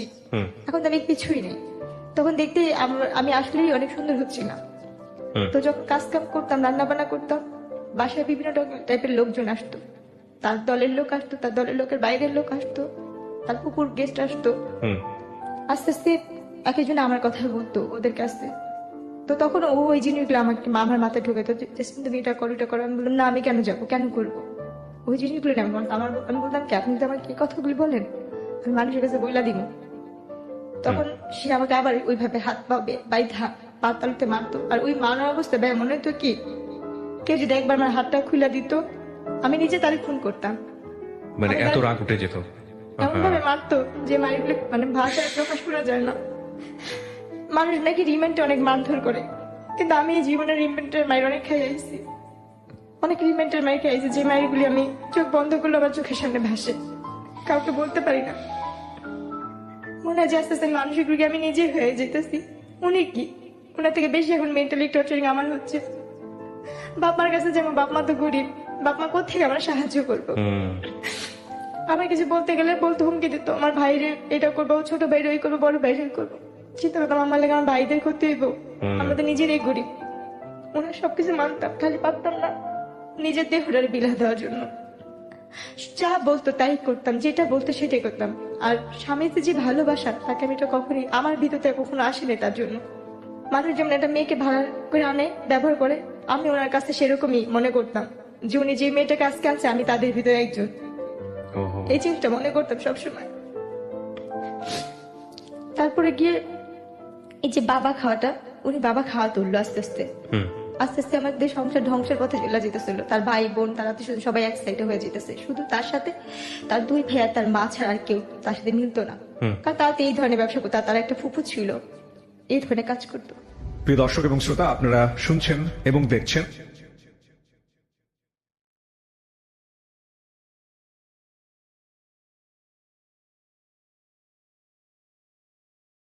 আমার যতটুকু লাস্টের দিকটা মনে পড়ে, আমার উপরে তো যে অত্যাচারগুলি গেছে তো গেছি, আমাকে গ্রামে নিয়ে আমি বলছি, এরপরে পুলিশ কেস হয়েছিল বংশাল থানার ভিতরে আমাকে, ওর নাম। তবে যে বাসায় থাকতাম সে বাসায় আমাকে একবার অনেক মারতেছিল। ওই দিন মনে হয় আমাকে ছাদ থেকে ফালা দেওয়ার কোনো প্ল্যান করছিল। যে বিল্ডিং এ থাকতাম 7 তলায়, তখন পুরান ঢাকায় থাকি। তো ওইখানটা আমার যেটা মনে পড়ে, আমার অনেক মারতেছিল, এত মারতেছিল যে মানে ভাষায় মারতে মারতে টাইনা টাইনা আমার ছাদের কর্নারে নেওয়ার চেষ্টা করতেছিল। আমি কোনোভাবে যাবো না, আমি দরজার সিট ইয়াটা ধরে রাখছি। আমি বলছি, আপনি আমাকে একটা বারের জন্য মাফ করেন, আপনি যা বলবেন আমি তাই করবো, আপনি যেইটা বলবেন আমি সব ধরনের কিছু করবো। আমি কাজের মেয়ে হয়ে থাকবো শুধু আমার বাচ্চাগুলোর জন্য, শুধু আমার সন্তানগুলোর জন্য আমি এই লোকটার সাথে থাকতে চাইতাম। কারণ আমার নিজের প্রতি, নিজের দেহের প্রতি কোনো লোক ছিল না, এই দুনিয়ার কোনো কিছুর প্রতি আমার লোক নেই। আমার শুধু একটাই শখ ছিল, আমি একটা ঘরের বউ হবো, একটা যৌথ পরিবারের বউ থাকবো, একটা সংসারী মেয়ে থাকবো। আমার একটা ঘর দরকার ছিল, স্বামী যেমনই হোক, আমি সেটা পাইনি। এরপর ওই দিন মারার পরে না শুধু ওই বিল্ডিং এর মানুষজন আমাকে ধরে, তারপর আমি না পারি ওই দিন কোনার প্রতি আমার ক্ষিপ্ত একটা ঘৃণা চলে আসছিল যে আমি ওনার অত্যাচার সহ্য করবো না, আমি ওনার প্রতি নিজে যে মামলা করবো, কেস করবো। আমি আমার বাচ্চাটাকে দুইটারে কোলে নিয়ে আমি নাইমা চলে আসছি, পলাই চলে আসছি ধরতে গেলে, যে আমি বংশাল থানায় যাই। ওনারা আমার মায়ের চিনুক দিয়ে মাথা ফাটা ছিল, শরীরের এখানে সেখানে মায়ের চিনুক দেখা, ওনারা সাথে সাথে আমাকে ইয়ে করতে কেস নিয়ে নিচ্ছে। মানে আপনি মামলা করলেন কত সালে? ওইটা 10-এর দিকে, 2010-এর দিকে। তারপর ওনারা নেওয়ার পরে নারী নির্যাতন মামলা, হ্যাঁ, তারপর করার পরে ও মা পুলিশ বাসায় আসলো, ওরকে বাসায় পেলো না, ওর ভাই ফোন দিল, ওর মা ফোন দিল, পুলিশ বললো আচ্ছা ঠিক আছে তুমি বাসায় চলে যাও। আমি ওইখানেই বসা, তারা কিন্তু আমার হাজবেন্ডের সাথে কথা বললো, আচ্ছা ঠিক আছে এটা পারিবারিক ব্যাপার, তারা ঘরোয়াভাবে ম্যানেজ করে নেবে, আপনারা যান, চলে যান। তার চাচা উকিল, অনেক বড় উকিল, তার মামারা হয়েছে অনেক বড় লোক, তার পুকুরা, তারা নিয়ে আমার বাবাকে ডাকা বললো কি আপনার মেয়ের এত বড় সাহস, আমাদের ফ্যামিলি সম্পর্কে সে জানে, সেই অনেক হুমকি টমকি দিয়ে ঠিক আছে ওকে আর ঢাকা রাখবো না, ওকে গ্রামে রাখবো, গ্রামেই থাকবে, এই বলে কোনো কেস আমাকে গ্রামে নিয়ে গেল। গ্রামে নিয়ে যাওয়ার পরে তার তো কোনো খোঁজ খবর নেই, সে আসে না, কিছু করে না। এরপরে একবার 6-7 মাস পর সে বাসায় গেছে। এর মধ্যে সে আমার কোনো খোঁজ খবর নেয় না, যায় না। ওই শাশুড়ি ঢাকায় থাকে, ওই খ্যাত খামারি করে যেটা জুটে সেটাই খাইতাম। আর আমার কয়েকটা চাচি শাশুড়ি ছিল খুব ভালো বাড়ির মধ্যে, ওনারা আমাকে যতটুকু দেখতো, ওনাদের হাতের কাজ করে দিতাম, রান্না বান্না এটা সেটা উঠান ঝাড়া দিত, খাবার দিত। কারণ ওইখানে তো আমার ঘর ভাড়া লাগে না, খাওয়াটাই মেন আমাদের বাচ্চাদের। তো হঠাৎ করে আমি যাওয়ার পর ওনার ফোনে ফোন আসছে, আমি রিসিভ করছি। আচ্ছা। একটা মেয়ে ওনাকে জান জান করে ডাকতেছে ওনার নাম ধরে। হুম। পরে শুনলাম যে ওনার সাথে ওই মেয়েটার বিয়ে হবে। আচ্ছা। প্রত্যেকটা মেয়েরই স্বামী যেমনই হোক, স্বামী তো, কারণ উনি অনেক মেয়েদের সাথে সম্পর্ক করে, কিন্তু কোনো মেয়েকে যদি সে বিয়ে করে তাহলে আমি তার এখানে থাকতে পারবো না। ওই জিনিসটা ভাব করে তখন আমি বলছি, আপনি যদি বিয়ে করেন তাহলে ওনারা তো বলছে পরবর্তীকালে আপনি কিছু করলে আপনার বিরুদ্ধে ওনারা ব্যবস্থা নিবে। আমি তাহলে ঢাকা যাব, আমি ঢাকা গিয়েই বলবো। পরে উনি কি বলতো, তুই ঢাকা যাবি কোথেকে, তুই এখানে বের হইতে পারলিস না, এই কথা বললো। যাক, ওই দিন আমাকে অনেক মারলো। তারপর দিন আমি গ্রামের চেয়ারম্যান মেম্বারকে ডাকাইছি, ওদের ডাকাইলো, ওদের সমাজ থেকে এমনি তো এক ঘরে করে রাখতো। তারপরে গিয়ে যেটা করলো, গ্রামের চেয়ারম্যান মেম্বারের বিচার করে দেওয়ার 1-2 দিন পরে 2 দিন সে আমার সাথে খুব ভালো ব্যবহার করলো, খুব ভালো ব্যবহার করলো। করার পরে 3 দিনের দিন আমার যেটা মনে পড়ে, আমার বাচ্চাদের ভাত খাওয়াচ্ছিলাম, পিছন থেকে আমার হাতটা কে ধরছে আমি সেটা জানি না, আমার আজও মনে পড়ে না। সামনে থেকে আমার শাশুড়ি এরকম আমার গালটা চেপা ধরছে 2 হাত দিয়ে, আর আমার স্বামী আমার পা দুটা ধরে রাখছিল। আমার অতটুকু দৃশ্যই আমার মনে আছে, আর কিছু মনে নেই বা মনে পড়েও না। তারপর এরপরে যখন আমি 15 দিন না 20 দিন পরে যখন আমার সেন্স ফিরছে বা আমি একটু সুস্থ হয়েছি, তখন শুনি যে আমি মেডিকেলে, হাসপাতালে। আমাকে মায়েরা কোনো ধরনের ঘুমের ওষুধ খাওয়ায়া আমাকে বস্তায় ভরে বুড়িগঙ্গা নদীর এখানে ফালা দেওয়া হয়েছিল। কিন্তু আমার আল্লাহ কেন বাঁচাইছে আমি জানি না। আমার এই জীবনের প্রতি ঘৃণা, নিজের জীবনের প্রতি শুধু ঘৃণ নেই। তখনই আল্লাহ আমার নিয়ে যেত দুনিয়া থেকে।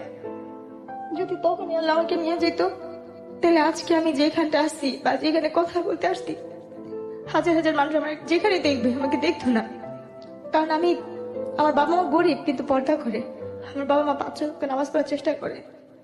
এরপরে যখন আমি একটু সুস্থ হইলাম, বস্তায় করে ওখান থেকে বের করছে কে, কি জানছেন? সুপাররা নাকি, আমি যেটা শুনছি আর কি, হ্যাঁ, সুপাররা রাস্তা ঝাড়ু দেয় না, হ্যাঁ, ওনারা আমাকে দেখতেছে, আমার এই মাথাটা একটু বের হয়ে নাকি ছিল, আমার সর্বমুখ নীল হয়ে গেছিল। আচ্ছা। পিত্ত নাকি যেরকম নীল থাকে, আমার আম্মুর কাছে শুনছি, হ্যাঁ, নীল টাইপের। আমি নাকি একটু একটু করে মুখটা না আমার এইখানটা নড়তেছে পানির জন্য, পানির জন্য নাকি গলাটা কাঁপতেছিল। তখন নাকি ওইখানে কারণ নাকি ইয়ে করতে পানি টানি দিচ্ছে, মেডিকেলে নিচ্ছে। আমার যে ভাবির ভাই হয়েছে, তখন ছিল একজন কনস্টেবল। না, কিন্তু আপনাকে মেডিকেলে নেওয়ার পরে আপনাকে চিনবে কিভাবে মানুষ? চিনবে বলতে ওই যে আপনি পরিচয় বলে দিয়েছেন যে আমার বাড়ি, তাহলে পরিচয় বলিনি। তাহলে যেখানে আমার ফালানো হয়েছিল ওই থানার কনস্টেবলের কাজ করতো আমার ভাবির বড় ভাই, আপন বড় ভাই। উনি দেখে চিনেছে আপনাকে? উনি বলতেছে কি, আমার ভাবির নাম ধরে বলতেছে কি, তো ননদ কইরে জেসমিন কত গ্রামের বাড়িতে কত নাই। আচ্ছা। ওরা বলতেছে কি, তোরা একবার মেডিকেলে আসতে পারবি, সেম দেখতে ওর মতনই একটা মেয়ে। আচ্ছা আচ্ছা। আর এই কথা শোনার পর না, তার 3-4 দিন আগে থেকে মার মন তো, আমার মা নাকি খালি বলতে করে ওর সাথে একটু কথা বলতে পারতাম, ওর সাথে একটু কথা বলতে পারতাম, একটু দেখতে পারতাম। তো যখন ভাবির কাছে কথা শুনছে না, তখন নাকি আমার আম্মু খালি, এটা আমার মেয়ে, এটা আমার মেয়ে, চলো যাই চলো যাই। তখন আমার ভাইয়া, আমার আম্মু, আমার খালাতো বোন সবাই মিলে গেছে মেডিকেলে। ওকে, তারপর যাওয়ার পরে ওনারা আর কি ওখানে আমাকে দেখতো, আমার আম্মু ধরে নাকি কান্নাকাটি করতেছে। আমি নাকি যাকে দেখতাম তাকে দেখে ভয় পেতাম, যাকে দেখতাম তাকে দেখে আমি ভয় পাইতাম। আমি নাকি কারোর সামনে যেতে পারতেছিলাম না, যাকে দেখতাম তাকে দেখে বলতাম ও মারতে ও মারতে। তারপরে ওই সাংবাদিকরাও নাকি গেছিল ওইখান থেকে আমাকে ঢাকা মেডিকেলের মানবাধিকারের শাখায় পাঠা দিচ্ছিল নাকি ওসিতে। আচ্ছা। ওখানে আমার চিকিৎসা হয় এবং ওইখানে আমার এই চোখের কর্নিয়াটা নষ্ট করে দিয়েছিল। আমি 3 বছর চোখে দেখতে পারিনি, এই বাম পাশের এই চোখটার এটার জন্য এই চোখের সমস্যা হয়েছিল। তারপর তো ওই সময় চোখে আমার আঘাত পড়ে এবং গলার মধ্যে এই ধানটা ইয়ে হয়ে গেছে, কথা ফ্যাস করে আসতো, কথা ভালো করে বলতে পারতাম না। তারপর এরপরে যখন আমাকে বাসায় নিয়ে গেল, 20 দিনের না 25 দিনের দিন বাসায় নিয়ে গেল, ওর যে যারা সাংবাদিক মাধ্যমে আমার চাচা শ্বশুর এসে বলছে এই কেস নিয়ে যদি ইয়া করেন তাহলে আপনাদেরই সমস্যা হবে। তখন আমার বাপ মা চিন্তা করলো আমরা তো এদের সাথে কখনো পারবো না, কিছু করতে পারবো না। আমার বাবা মা কি করলো, না পাইরা আমরা মিরপুর থেকেই ওই এলাকা থেকে আমরা আবার চলে আসলাম আচ্ছা খিলগাঁওতে। আচ্ছা, এদের সাথে আমরা আর কোনো কিছুতে বাড়াবাড়ি করতে চাইনি, বাড়াইনি। মানে পরবর্তীতে মামলা করেন নাই বা এরকম কোনো কিছু, কোনো অ্যাকশনই যান নাই? না, তখন কি মনে হয়েছে যে জীবন যদি না থাকে, বা যেহেতু পারবো না, অর্থ নাই, আমাদের তো কোনো সামর্থ্য নেই, আমরা তো এদের সাথে পারবোই না। এক্স্যাক্টলি, সারা পৃথিবীতেই তো এটা একটা বড় সমস্যা, যার অর্থ নাই তার কোনো ক্ষমতা নাই, এটাই রূঢ় বাস্তবতা। কিন্তু রাষ্ট্রের অধিকার হচ্ছে নাগরিক হিসেবে আইনি সহায়তার জায়গাতে অর্থ থাকুক আর না থাকুক এটা নিশ্চিত করা। কিন্তু আগলিয়েস্ট ট্রুথ যেটা আমরা সবাই জানি, যার যত অর্থ তার তত ক্ষমতা। পুঁজিবাদী অর্থনীতি বা পুঁজিবাদী বিশ্বের এটাই হচ্ছে সবচাইতে নুড বা নগ্ন চরিত্র, যাই বলি না কেন। আমি ক্যামেরার এই পাশে আছি, আমার দিকে যেহেতু ক্যামেরা ফোকাস না, সো আমি আমার কথা বাড়াচ্ছি না, বলেন তারপর। এরপর যেটা হচ্ছে, মানবাধিকার থেকে আমাদের যথেষ্ট পরিমাণে সাহস দেওয়া হয়েছে। ওখান থেকে তারা আমাকে বলছে তুমি এক চুলো নড়বা না, তোমার টাকা পয়সা কিছুই লাগবে না, আমরা আসছি, আমরা করব। মানবাধিকার থেকে আমি যথেষ্ট সাহায্য পাইছি ওখান থেকে আমার চিকিৎসা হয়েছে, আমি সুস্থ হয়েছি। মানবাধিকার ওখান থেকে আমার ট্রিটমেন্ট যতটুকু পারবা, আমার মামলা নিয়ে যতটুকু লড়ার, ওনারা যথাসাধ্য চেষ্টা করতে।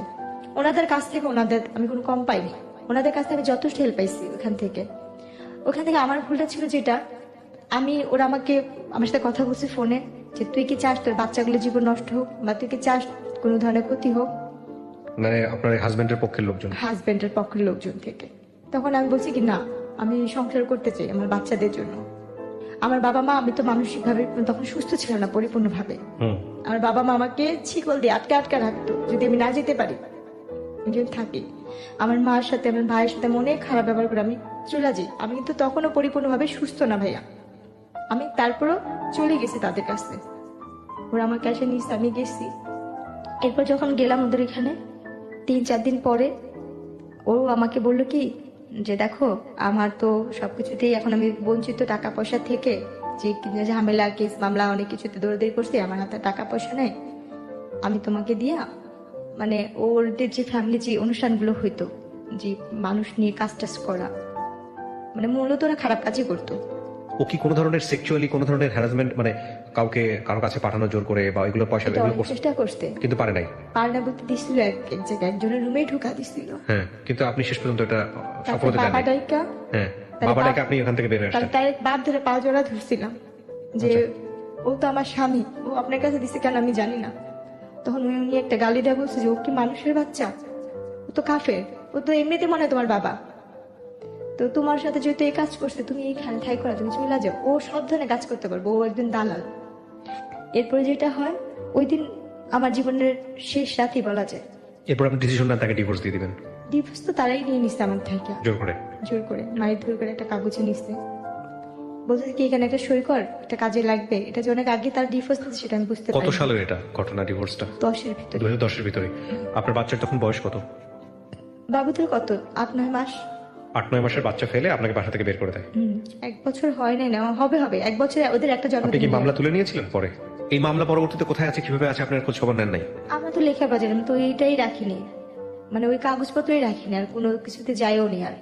আচ্ছা, আর আমরা ওটা নিয়ে আগেই নেই, ওটাতে আমরা কোনো ধরনের কিছু পাবো, আমরা আগে সেটা মামলার হবে। আমরা আগে নেই, তারাই মানে ওটা উঠা নিচ্ছে, কারণ ওখান থেকে কোনো আমাদের কোনো যোগাযোগ করে। আচ্ছা, এরপরে কি হলো 2010-এর পরে? ডিভোর্স হয়ে তারপরে যাওয়ার পরে মানবাধিকার শাখা থেকে যখন আম্মুদের ফোন দিল যে আপনার মেয়ে কোথায়, আম্মু বলছে, আমার মেয়ে তো চলে গেছে, আমি এই সংসার করতেছি ওখানে। তখন তারা একটু রাগারাগি করছে আমাদের সাথে, যা গেছে। এরপর উনি আমাকে একটা গাড়িতে, একটা মাইক্রো গাড়ি আসলো, সেদিন আমার বাচ্চাগুলোর অনেক জ্বর ছিল ভাইয়া। উনি আমাকে কি করছে, যেখানে নিয়ে যাবে একটা গাড়িতে উঠাচ্ছে, যে এক জায়গায় যাবো আজকে, ওখানে একটা অনুষ্ঠান আছে, চলো। এটা কি ডিভোর্সের আগে না ডিভোর্সের পরে? এটা ডিভোর্সটা সে আমাকে আগে নিয়ে নিয়েছিল, আমি বুঝিনি। মানে পেপারসে সাইন করার পরে ঘটনা? হ্যাঁ। আচ্ছা, তারপর? সেদিনই আমাদের জীবনের লাস্ট ওনার সাথে দেখা এবং শেষ বিদায়। হ্যাঁ, উনি আমাকে একটা গাড়ি আসলো, মাইক্রো গাড়ি আসলো, গাড়িতে আরো 3-4টা মেয়ে ছিল, আর কয়েকজন লোক, একটা লোক ছিল চাঁদি ছিল, তার চুল নেই, আর একটা লোক ছিল অনেক মোটা করে, আর একটা লোক বয়স্ক, বাবার বয়স, আমার বাবার বয়স বৃদ্ধ। তো ওই গাড়িতে উঠা দিল, আর আমার ব্যাগের মধ্যে কিছু কাপড় সেই ভাজ টাজ করেছে, তার ফুপু আসে। তো আপনাকে নিয়ে যাচ্ছে কোথায় আপনি জানেন না এটা? এরকম তো সে আমাকে অনেক অনুষ্ঠান, সে বাসাও আনে, বাইরেও নিয়ে যায়, নাচের জন্য? হ্যাঁ, এভাবে নিয়ে যেত। তো সেই দিনের মতন সে আমাকে নিয়ে গেছে, আর ওইটা বলছে সে একটা ঘরোয়া একটা নাটক নাকি বানাবে সে, এইটার জন্য সে নিচ্ছে, কারণ তার ফুপুরা মিডিয়াতে একটু টুকটাক কাজ করতো, তো ওই হিসাবে না। কিন্তু তো আপনি তো এর আগে একটা ভয়ঙ্কর রকমের দুর্ঘটনা আপনার লাইফে ঘটেছে, এই যে মানুষের রুমে পাঠিয়ে দেয়া, এবং সেখানে আপনি এরকম একটা ঘটনা ঘটার পরে তারপর আপনি তার কথা সাড়া দিচ্ছেন কেন? আমি তো পরিস্থিতি আমার বাচ্চাদের জন্য, আমি কাজ করে টাকা আনতাম, সেটা আমার সংসার চলতো। দেখেন, একটা কথা বলি, আপনি কিছু মনে করবেন না, অন্যায় যে করে এবং অন্যায় যে সহ্য করে, আমাদের একটা প্রবাদ আছে, দুজনেই সমান অপরাধী। একবার করেছেন ঠিক আছে, দুইবার করেছেন ঠিক আছে, 3 বার 4 বার 5 বার 6 বার ধরে, আমি তো মূর্খ, মানে মূর্খ বলতে আমি লেখাপড়া না করার মতো না ঠিক আছে, কিন্তু তারপরে আপনি এতবার ব্ল্যাকমেল, মানুষ তো ভালো মন্দ বোঝে প্রাণী হিসেবে, শিক্ষার কথা বাদই দেন। ওরকম ভাবে বুঝতাম না তাকে, মানে আপনার জামাই ধরে নিয়ে গিয়ে অন্য একটা মানুষের ঘরের মধ্যে ঢুকিয়ে দিচ্ছে জোর করে, সেখান থেকে আপনি তার হাত পায়ে ধরে বের হয়ে আসতেছেন। আর আমার প্রত্যেকটা মুহূর্তে তাহলে ওই ছিল আমি মানুষটার সংসার আপনি করবো। আপনার পেপার থেকে সাইন করে নিচ্ছে, আবার ওই মানুষটা আবার ওটা কিসের আপনাকে sign করছে পাঠাচ্ছে। আমি তো জানতাম না, যেটা আমার তালাক সাইন ছিল, আমি তো জানি না এটা আমার তালাকের কাগজ। কিন্তু আপনি সাইন করবেন কেন পেপারে? কি কারণে, অনেক কি কারণে জিজ্ঞেস তো, করেছে উনি আপনাকে? আমাকে বলছে এখানে একটা সই দাও, বাবুদের জন্য একটা ইয়া করছে, বিমানা পলিসি করছে ওইখানের জন্য, আচ্ছা, তো একটা কথা বলে আপনাকে নিয়ে গেল বাইরে, নিয়ে গেছে। তারপরে আপনি দেখলেন যে তারপরে আপনাকে হচ্ছে হলো কোন একটা জায়গায় নিয়ে আর বিক্রি আমি করে। যেখানে যেতাম সেখানে তো আমার চিন্তা ভাবনা থাকতো এখানে আমার ইনকাম হলে আমার বাচ্চাগুলো খাবে, আমি চলবো, আমার তো ওই জিনিসটাই কাজ করতো, ওই হিসাব করে যেতাম।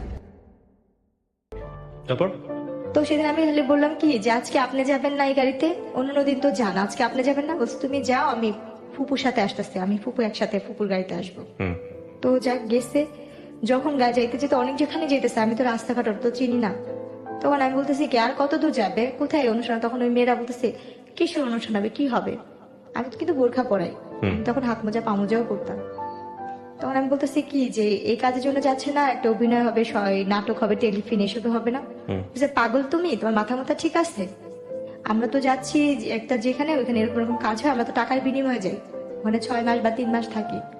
তাই তখন যে আমি কি পরিমাণে কান্না করতেছি গাড়ির মধ্যে বসে, আর বলতেছি যে আল্লাহ একটা বার আমাকে এই গাড়ি থেকে একটু মুক্তি দেওয়ার ব্যবস্থা করো, আমি যেন এই গাড়িটা থেকে বের হইতে পারি, এটা মনে হয় আমার জীবনের, আমার মনে হয় আমার বাচ্চারা বা আমার বাবা মা আর কেউ দেখতে পারবো না আমি কোথায় যেতেছি, কার কাছে যেতেছি।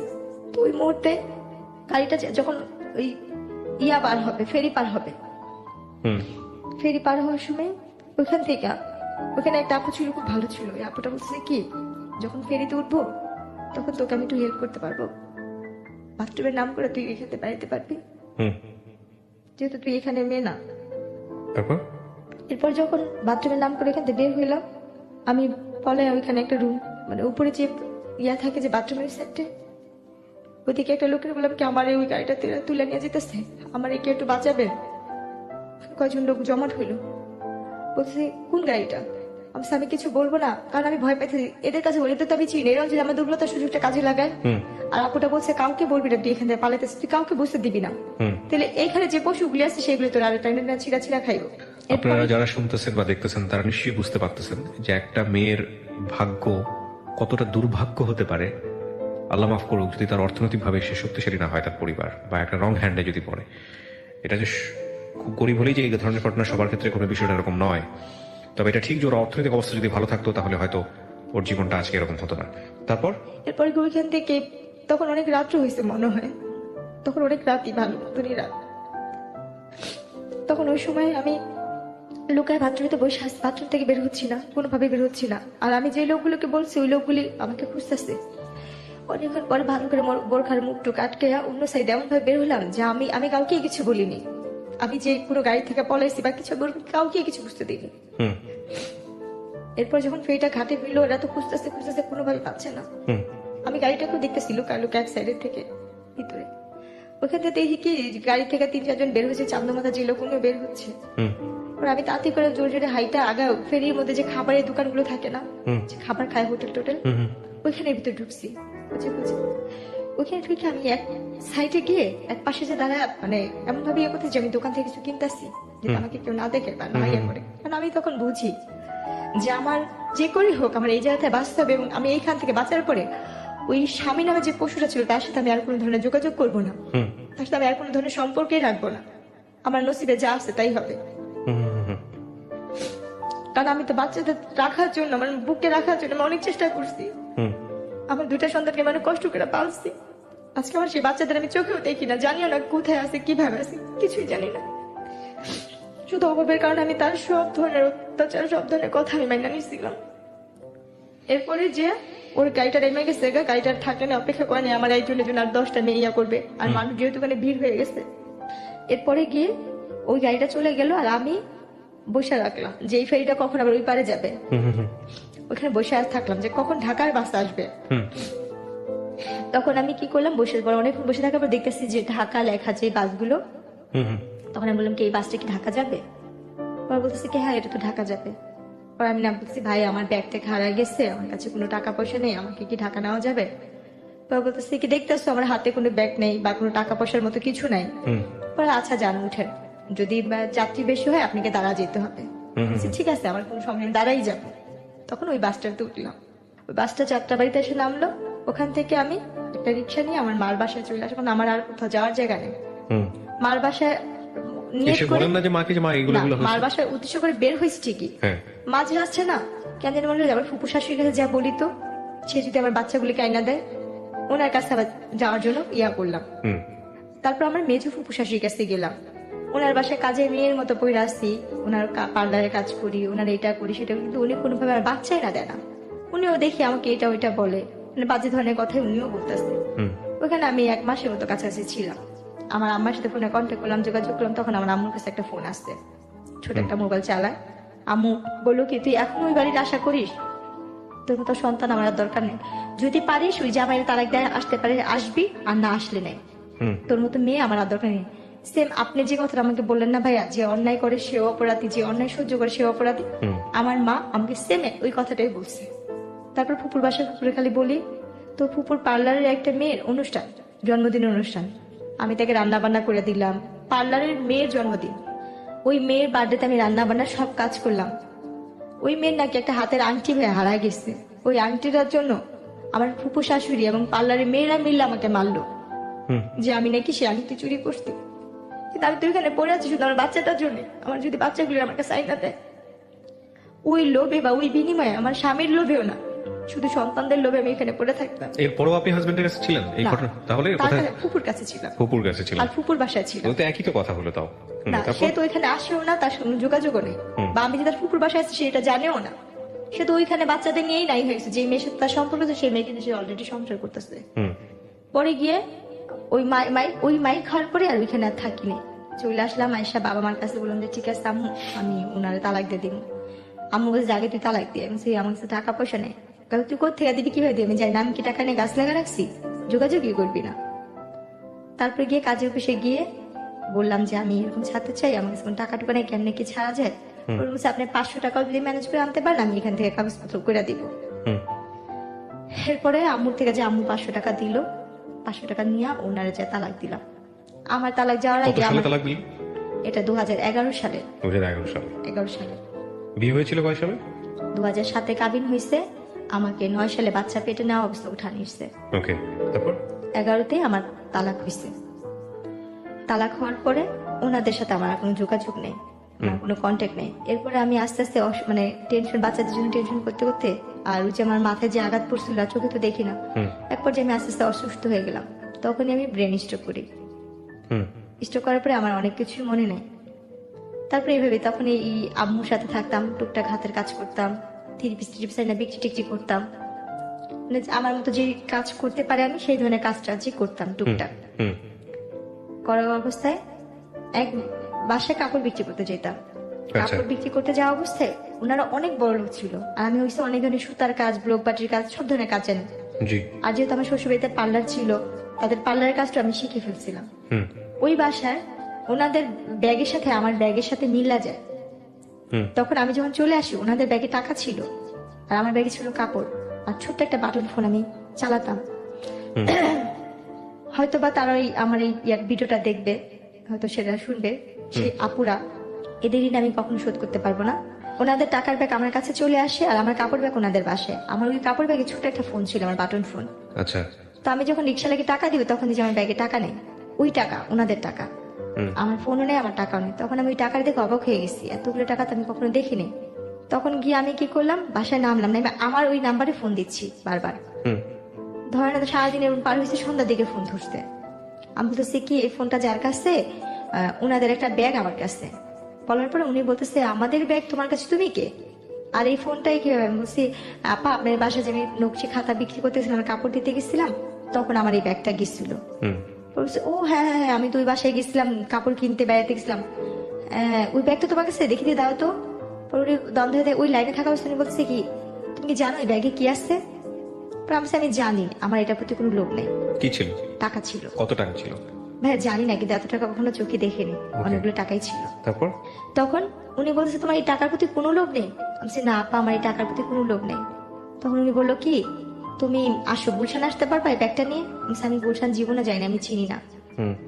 পরে উনি বললো যে ধানমন্ডিতে আসতে পারবো? আমি বলছি, আমি তাও চিনি না, আমি কখনো যাইনি এসব জায়গায়, আমি কি করে চিনবো? তখন উনি আমাকে বলছে, ঠিক আছে আমি কোথায় আসবো? আমি বলছি, আমি তালতলা চিনি। তখন আমাদের এলাকার ভূতের আড্ডা একটা ইয়াসিন রেস্টুরেন্ট, উনি ওখানে আসতে বলছে। আমি ব্যাগটা নিয়ে ওখানে গেছি, যাওয়ার পর উনি আমার দিকে তাকায় আসছে আর আমার ব্যাগটা দেখতেছে, আর উনি আমার ব্যাগটা নিয়েই আসতে শুনে মাথায় হাত দেয়, বলতেছে কি যে তোর মতো মেয়ে আমি খুব কম দেখছি রে, কি রে বোন তোর এই টাকার প্রতি কোনো লোভ লাগে নাই? আর আমি কান্না করে বললাম কি যে আপা আমার জীবনের সবচেয়ে দামি সম্পত্তিতে আমি হারাই ফেলছি, আর এই টাকা দিয়ে আমি আর কি করব? আমার জীবনে যে ছেলে মেয়ে, আমার স্বামী, সংসার, সেটাই তো এই টাকার জন্য আমার জীবনটা আজকে এখানে। আমার বাবা মার টাকা ছিল না বলে আমি স্বামী সংসার করতে পারিনি, যৌতুকের টাকা দিতে পারিনি, এটা আমার মূলত আমার অপরাধ ছিল। আমি গরিবের মেয়ে, আমার বাবা মা গরিব। তখন উনারা খুব মায়া লাগছে আমার কথা শুনে, বলছে তুই এখান থেকে যে টাকা নিবি নিয়ে নিলে। বলছে না আপা আমার টাকা লাগবে না, যদি পারেন আমার একটা কাজ দিয়ে আমি কাজ করবো, আমার একটা কাজ দরকার, আমি যদি একটু চাকরি করতে পারতাম আমি তো লেখাপড়া জানি। তখন উনি আমাকে কি কাজ দিল, ওনার বাচ্চাদের স্কুলে নেওয়া আসার একটা কাজ দিল। আচ্ছা। ওনার বাচ্চাদের স্কুলে নিয়ে যেতাম আনতাম, কিন্তু ওনার অনেক বড় লোক ছিল। এরপর একদিন ওনার বাচ্চারা অসুস্থ, একটা বাচ্চা অসুস্থ, ওনার ছেলে অপারেশন করবে। ছেলেটার অপারেশন করার সময় তাদের AB নেগেটিভ রক্তের গ্রুপ দরকার ছিল। ওই সময় ওই রক্তটা আমি দিই। আমি বলি যে আমি এই রক্তটা দিব। বলছে কি তোর কি রক্ত এটা? পরে আমি বললাম যে হ্যাঁ, আমার যখন আমি অসুস্থ ছিলাম তখন আমি শুনছি আমার এই রক্তের গ্রুপটা AB নেগেটিভ আপনার? AB নেগেটিভ রক্তের গ্রুপ। যেখানে ওনার বাচ্চার 3-4 ব্যাগ রক্ত লাগবে, সেখানে আমার 1 ব্যাগ আর 1 ব্যাগ ওনারা কিনে আনছে। এই 2 ব্যাগ দিয়ে ওনার বাচ্চাকে উনি ইয়ে করলো। তখন ওই যে রক্ত দিয়ে, আমি তো কখনো রক্ত দিই নেই, রক্ত দিয়ে তো সাথে সাথে উঠতে হয় না। আমি কি করছি, রক্ত দিয়ে উঠে পড়ছি না, আমার চশমাটা পড়ে গেছে, ভাঙে গেছিল একটা ফ্রেম। তখন আমি অন্ধের মতো হাতা হাতা চশমা খুঁজতেছিলাম। তো ওই জিনিসটা ওই আপুটা ফলো করতে, ফলো করে বলতেছে কি তুই কি চশমা ছাড়া চোখে দেখিস না? এরপরে গিয়ে আমি বলতেছি কি আপা আমি তো চশমা ছাড়া চোখে দেখি না, আজকে 3 বছর ধরে আমার চোখের অবস্থা এরকম। পরে উনি না দেখে বলছে তুই কোন ডাক্তার দেখাইছিস? আমি ডাক্তার দেখাইছি, ডাক্তাররা আমাকে অপারেশন করতে বলছে আর কি কি যেন পরীক্ষা করতে বলছে, করে নেই টাকার জন্য।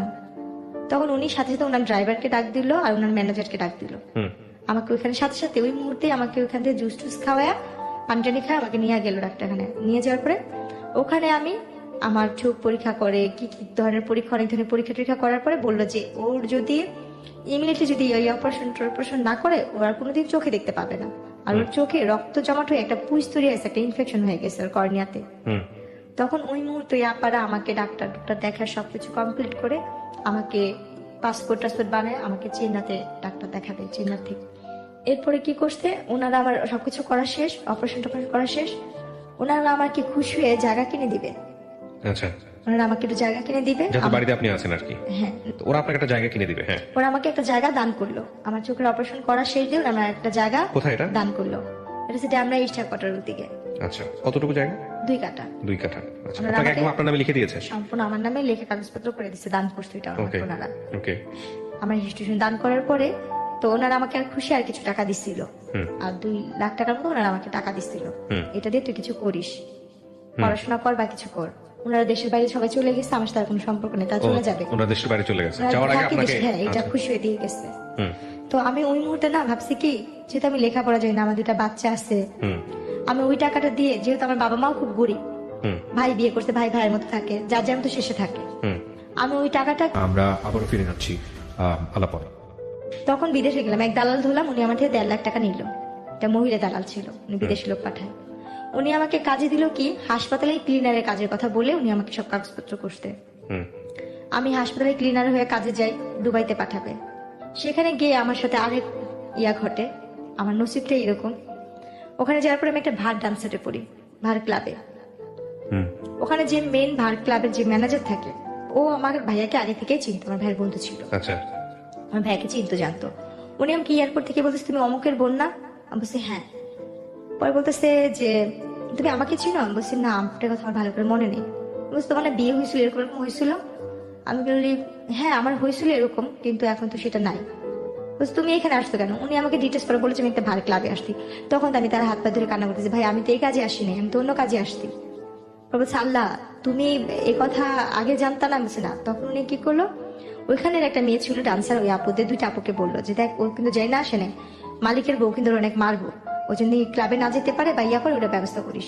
স্টেজে উঠতে হবে, এখন আমি স্টেজে উঠবো না, আমি কানাকাটি করতেছি। আর আমি সেরকম পোশাক নিই না, আমি তো হাসপাতালে চাকরির জন্য 3 পিস নিচ্ছি আমার। আর ওখানে হয়েছে লেহেঙ্গা স্কার্ট টিস্কার্ট পরে নাচতে হয়, সেটা আমি তো নিইনি।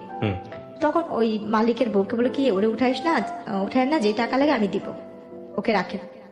তো উনি বলছে কি না আমি করে ধুতে পানি খাবো, বলছে না আমি দিব ভাই। বলার পরে বলছে ঠিক আছে। তো 2 দিন আমি ভালোই ছিলাম, কিছু করেনি। 2 দিন পর ও টাকা দেয় না, এখন আমাকে মারধর করতেছে, উঠাবে।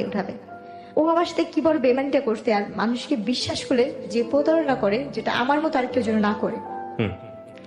আমি ওখানে যাই, ওই আপুগুলো আমাকে বলে যে দেখো তোমার তো এখানে আসতো, তুমি এক কাজ করো, 3 মাসের ব্যাপারই তো, এখানে শুধু নাচতেই হয়, খারাপ কিছু না, তুমি শুধু ডান্স করো। এখানে ডান্স করলে তুমি তোমার একটা পারিশ্রমে যে একটা ফল এটা নিয়ে যেতে পারো, এখানে তোমার অনুমতি ছাড়া কোনো খারাপ কাজ হবে না। দুবাইতে এরকম কোনো নিয়ম নেই। কিন্তু আমি বুঝি নাই ভাইয়া, আমাকে যে আমার স্বামী যেটা বলছে আমি সেটা, উনি বলছে কি এখানে নাচলেই তুমি খারাপ তুই। আমি ওই জিনিসটা ধরেছি যে আমি তো একবার তো অনেক কিছু দেখে আসছি খারাপ জগতের, আমি তার কোনো কিছু করতে চাই না। বা আমি তো আমার নিজের দেহটাকে বিক্রি করা ছাড়া সবকিছুই করছি, জীবন অনেক ধরনের মোকাবেলা করে আসছি। আমি আর কিছু করতে চাই না, আমি একটু সৎভাবে বাঁচতে চাই, সেটা পরিশ্রম করে 1 টাকা হইলে আমি নিয়ে খাবো। তখন আমি না ওর হাতে পায়ে জড়া ধরলাম যে ভাইয়া আমাকে এখান থেকে পাঠানোর ব্যবস্থা করেন না, আমার বাবা মার কাছে আমার 2 কাঠা জায়গা আছে, আমি সেটা বিক্রি করে আপনাকে টাকা দিবে দরকার হয়। এই কথাটা আমি ওকে নিজে থেকে বললাম যে আমার 2 কাঠা জায়গা আছে, আমি বিক্রি করে দরকার আপনাকে টাকা দিব। তখন ও চুপচাপ থেকে তারপর দিন আমাকে বলছে তুমি যদি এখান থেকে বাঁচতে চাও তোমাকে আমার বিয়ে করতে হবে, আমাকে যদি তুমি বিয়ে না করো তাহলে তুমি এখান থেকে বাঁচতে পারবে না। তো এইভাবে ফুসলায় ফুসলায় আপনাকে বিয়ে করে। হ্যাঁ, ও যখন এখানে বলছে আর আমি তো এখানে অসহায়ের মতন, তখন আমি না আমার মার সাথে এই কথাগুলো কথা বলতে, আমার তো ফোন নাই, ওরে বললাম যে আমার মার সাথে একবার কথা বলতে দেন না, কেউ আমার মার সাথে যোগাযোগ করতে দিল না। আমি একটা জিনিস সংক্ষিপ্ত করে ফেলতেছি এখন, কারণ আমি জানি আপনার এই গল্পটা কোন দিকে যাবে। আমি খুব শর্ট করে নিয়ে আসি, যাতে আমাদের দর্শকরা যারা এতক্ষণ ধরে দেখছেন বা শুনছেন তাদের একটু প্রেসাইজ করতে সুবিধা হবে। এই লোকটাকে আপনি বিয়ে করেছেন, শুধু বিয়ে না, আপনি বিয়ে করার পরে দেশে চলে এসেছেন এবং এই লোকটার উরসজাত একটা বাচ্চা এখন আপনার আছে, যে বাচ্চার বয়স কত? বাবুটার ফেব্রুয়ারি 14 তারিখে আসলে 2 বছর হবে। আপনি এই লোকটাকে বিয়ে করে দেশে আসছেন, সে কি আর দেশে আসছিল? ওনাকে যখন আমি দুবাইতে বিয়ে করি, উনি দুবাই নিয়ে বিয়ে করার পরে আমাকে বাংলাদেশে পাঠাতে, এবং আমি বাংলাদেশে চলে আসার পরে আমার বাবা মা বলছিল যে এই লোকটা ভালো হবে না, খারাপ হবে। তখন আমার বাবা মা অন্য জায়গায় বিয়ে ঠিক করে। তো অন্য জায়গায় যেখানে বিয়ে ঠিক করে সেই ছেলেটা আনম্যারিডই ছিল। আমার প্রথম বিয়ে এবং আমার তখন কি আপনি কনসিভ আপনি জানতেন যে আপনি কনসিভ করেছেন? তখন আপনি জানেন ছিল না, তখন আমার কোনো বাচ্চা পেটে ছিল। তারপরে বাংলাদেশে এসেছে, আপনার বাবা মার সঙ্গে বিয়ে করেছে। স্বামী স্ত্রীর কোনো সম্পর্ক নেই, শুধু বিয়ে করছে ওই পর্যন্ত। কি ওই তো বললাম বাংলাদেশে এসেছে, আপনার সঙ্গে কিছুদিনের জন্য ছিল, সংসার করেছে। না, উনি আমাকে একা পাঠা দিছিল। তো তাহলে বিষয়টা কি দাঁড়ালো? মানে ও আসছে কিছুদিনের জন্য ছিল? হ্যাঁ, উনি কিছুদিন আসতে এসে আমাকে এখানে ধর্মের কাগজে কলমে বিয়ে করলো। ওর ফ্যামিলির সাথে কি আপনার যোগাযোগ হয়েছে? হ্যাঁ, ওর বাবা ফ্যামিলির সাথে যোগাযোগ আছে। ওর বাবা মা সবাই আমাকে নিয়েছিল এবং ওর বাবা মার আগের বিয়ের কথা জানে না, পরবর্তীতে জেনেছে। পরবর্তীকাল তারা নাকি শোনা শুনছে, কিন্তু এটা আমার হাজবেন্ড কখনো ফেস করে নাই। এটা সম্পূর্ণ সে গোপন আপনার এখন রাখছে। বাচ্চা আছে, আপনার হাজবেন্ডের সাথে আপনার যোগাযোগ আছে? উনি আমার বাচ্চাকে 3 মাসে পেটে রেখে বাইরে চলে গেছে। আমার দেখেও নাই কখন? না, আজ পর্যন্ত দেখেন না। আমার গয়নাগাটি লাস্ট পর্যন্ত যে যোগাযোগ হয়েছে আপনার সঙ্গে, তখন কি বলে আপনার হাজবেন্ড? লাস্ট কবে যোগাযোগ হয়েছে?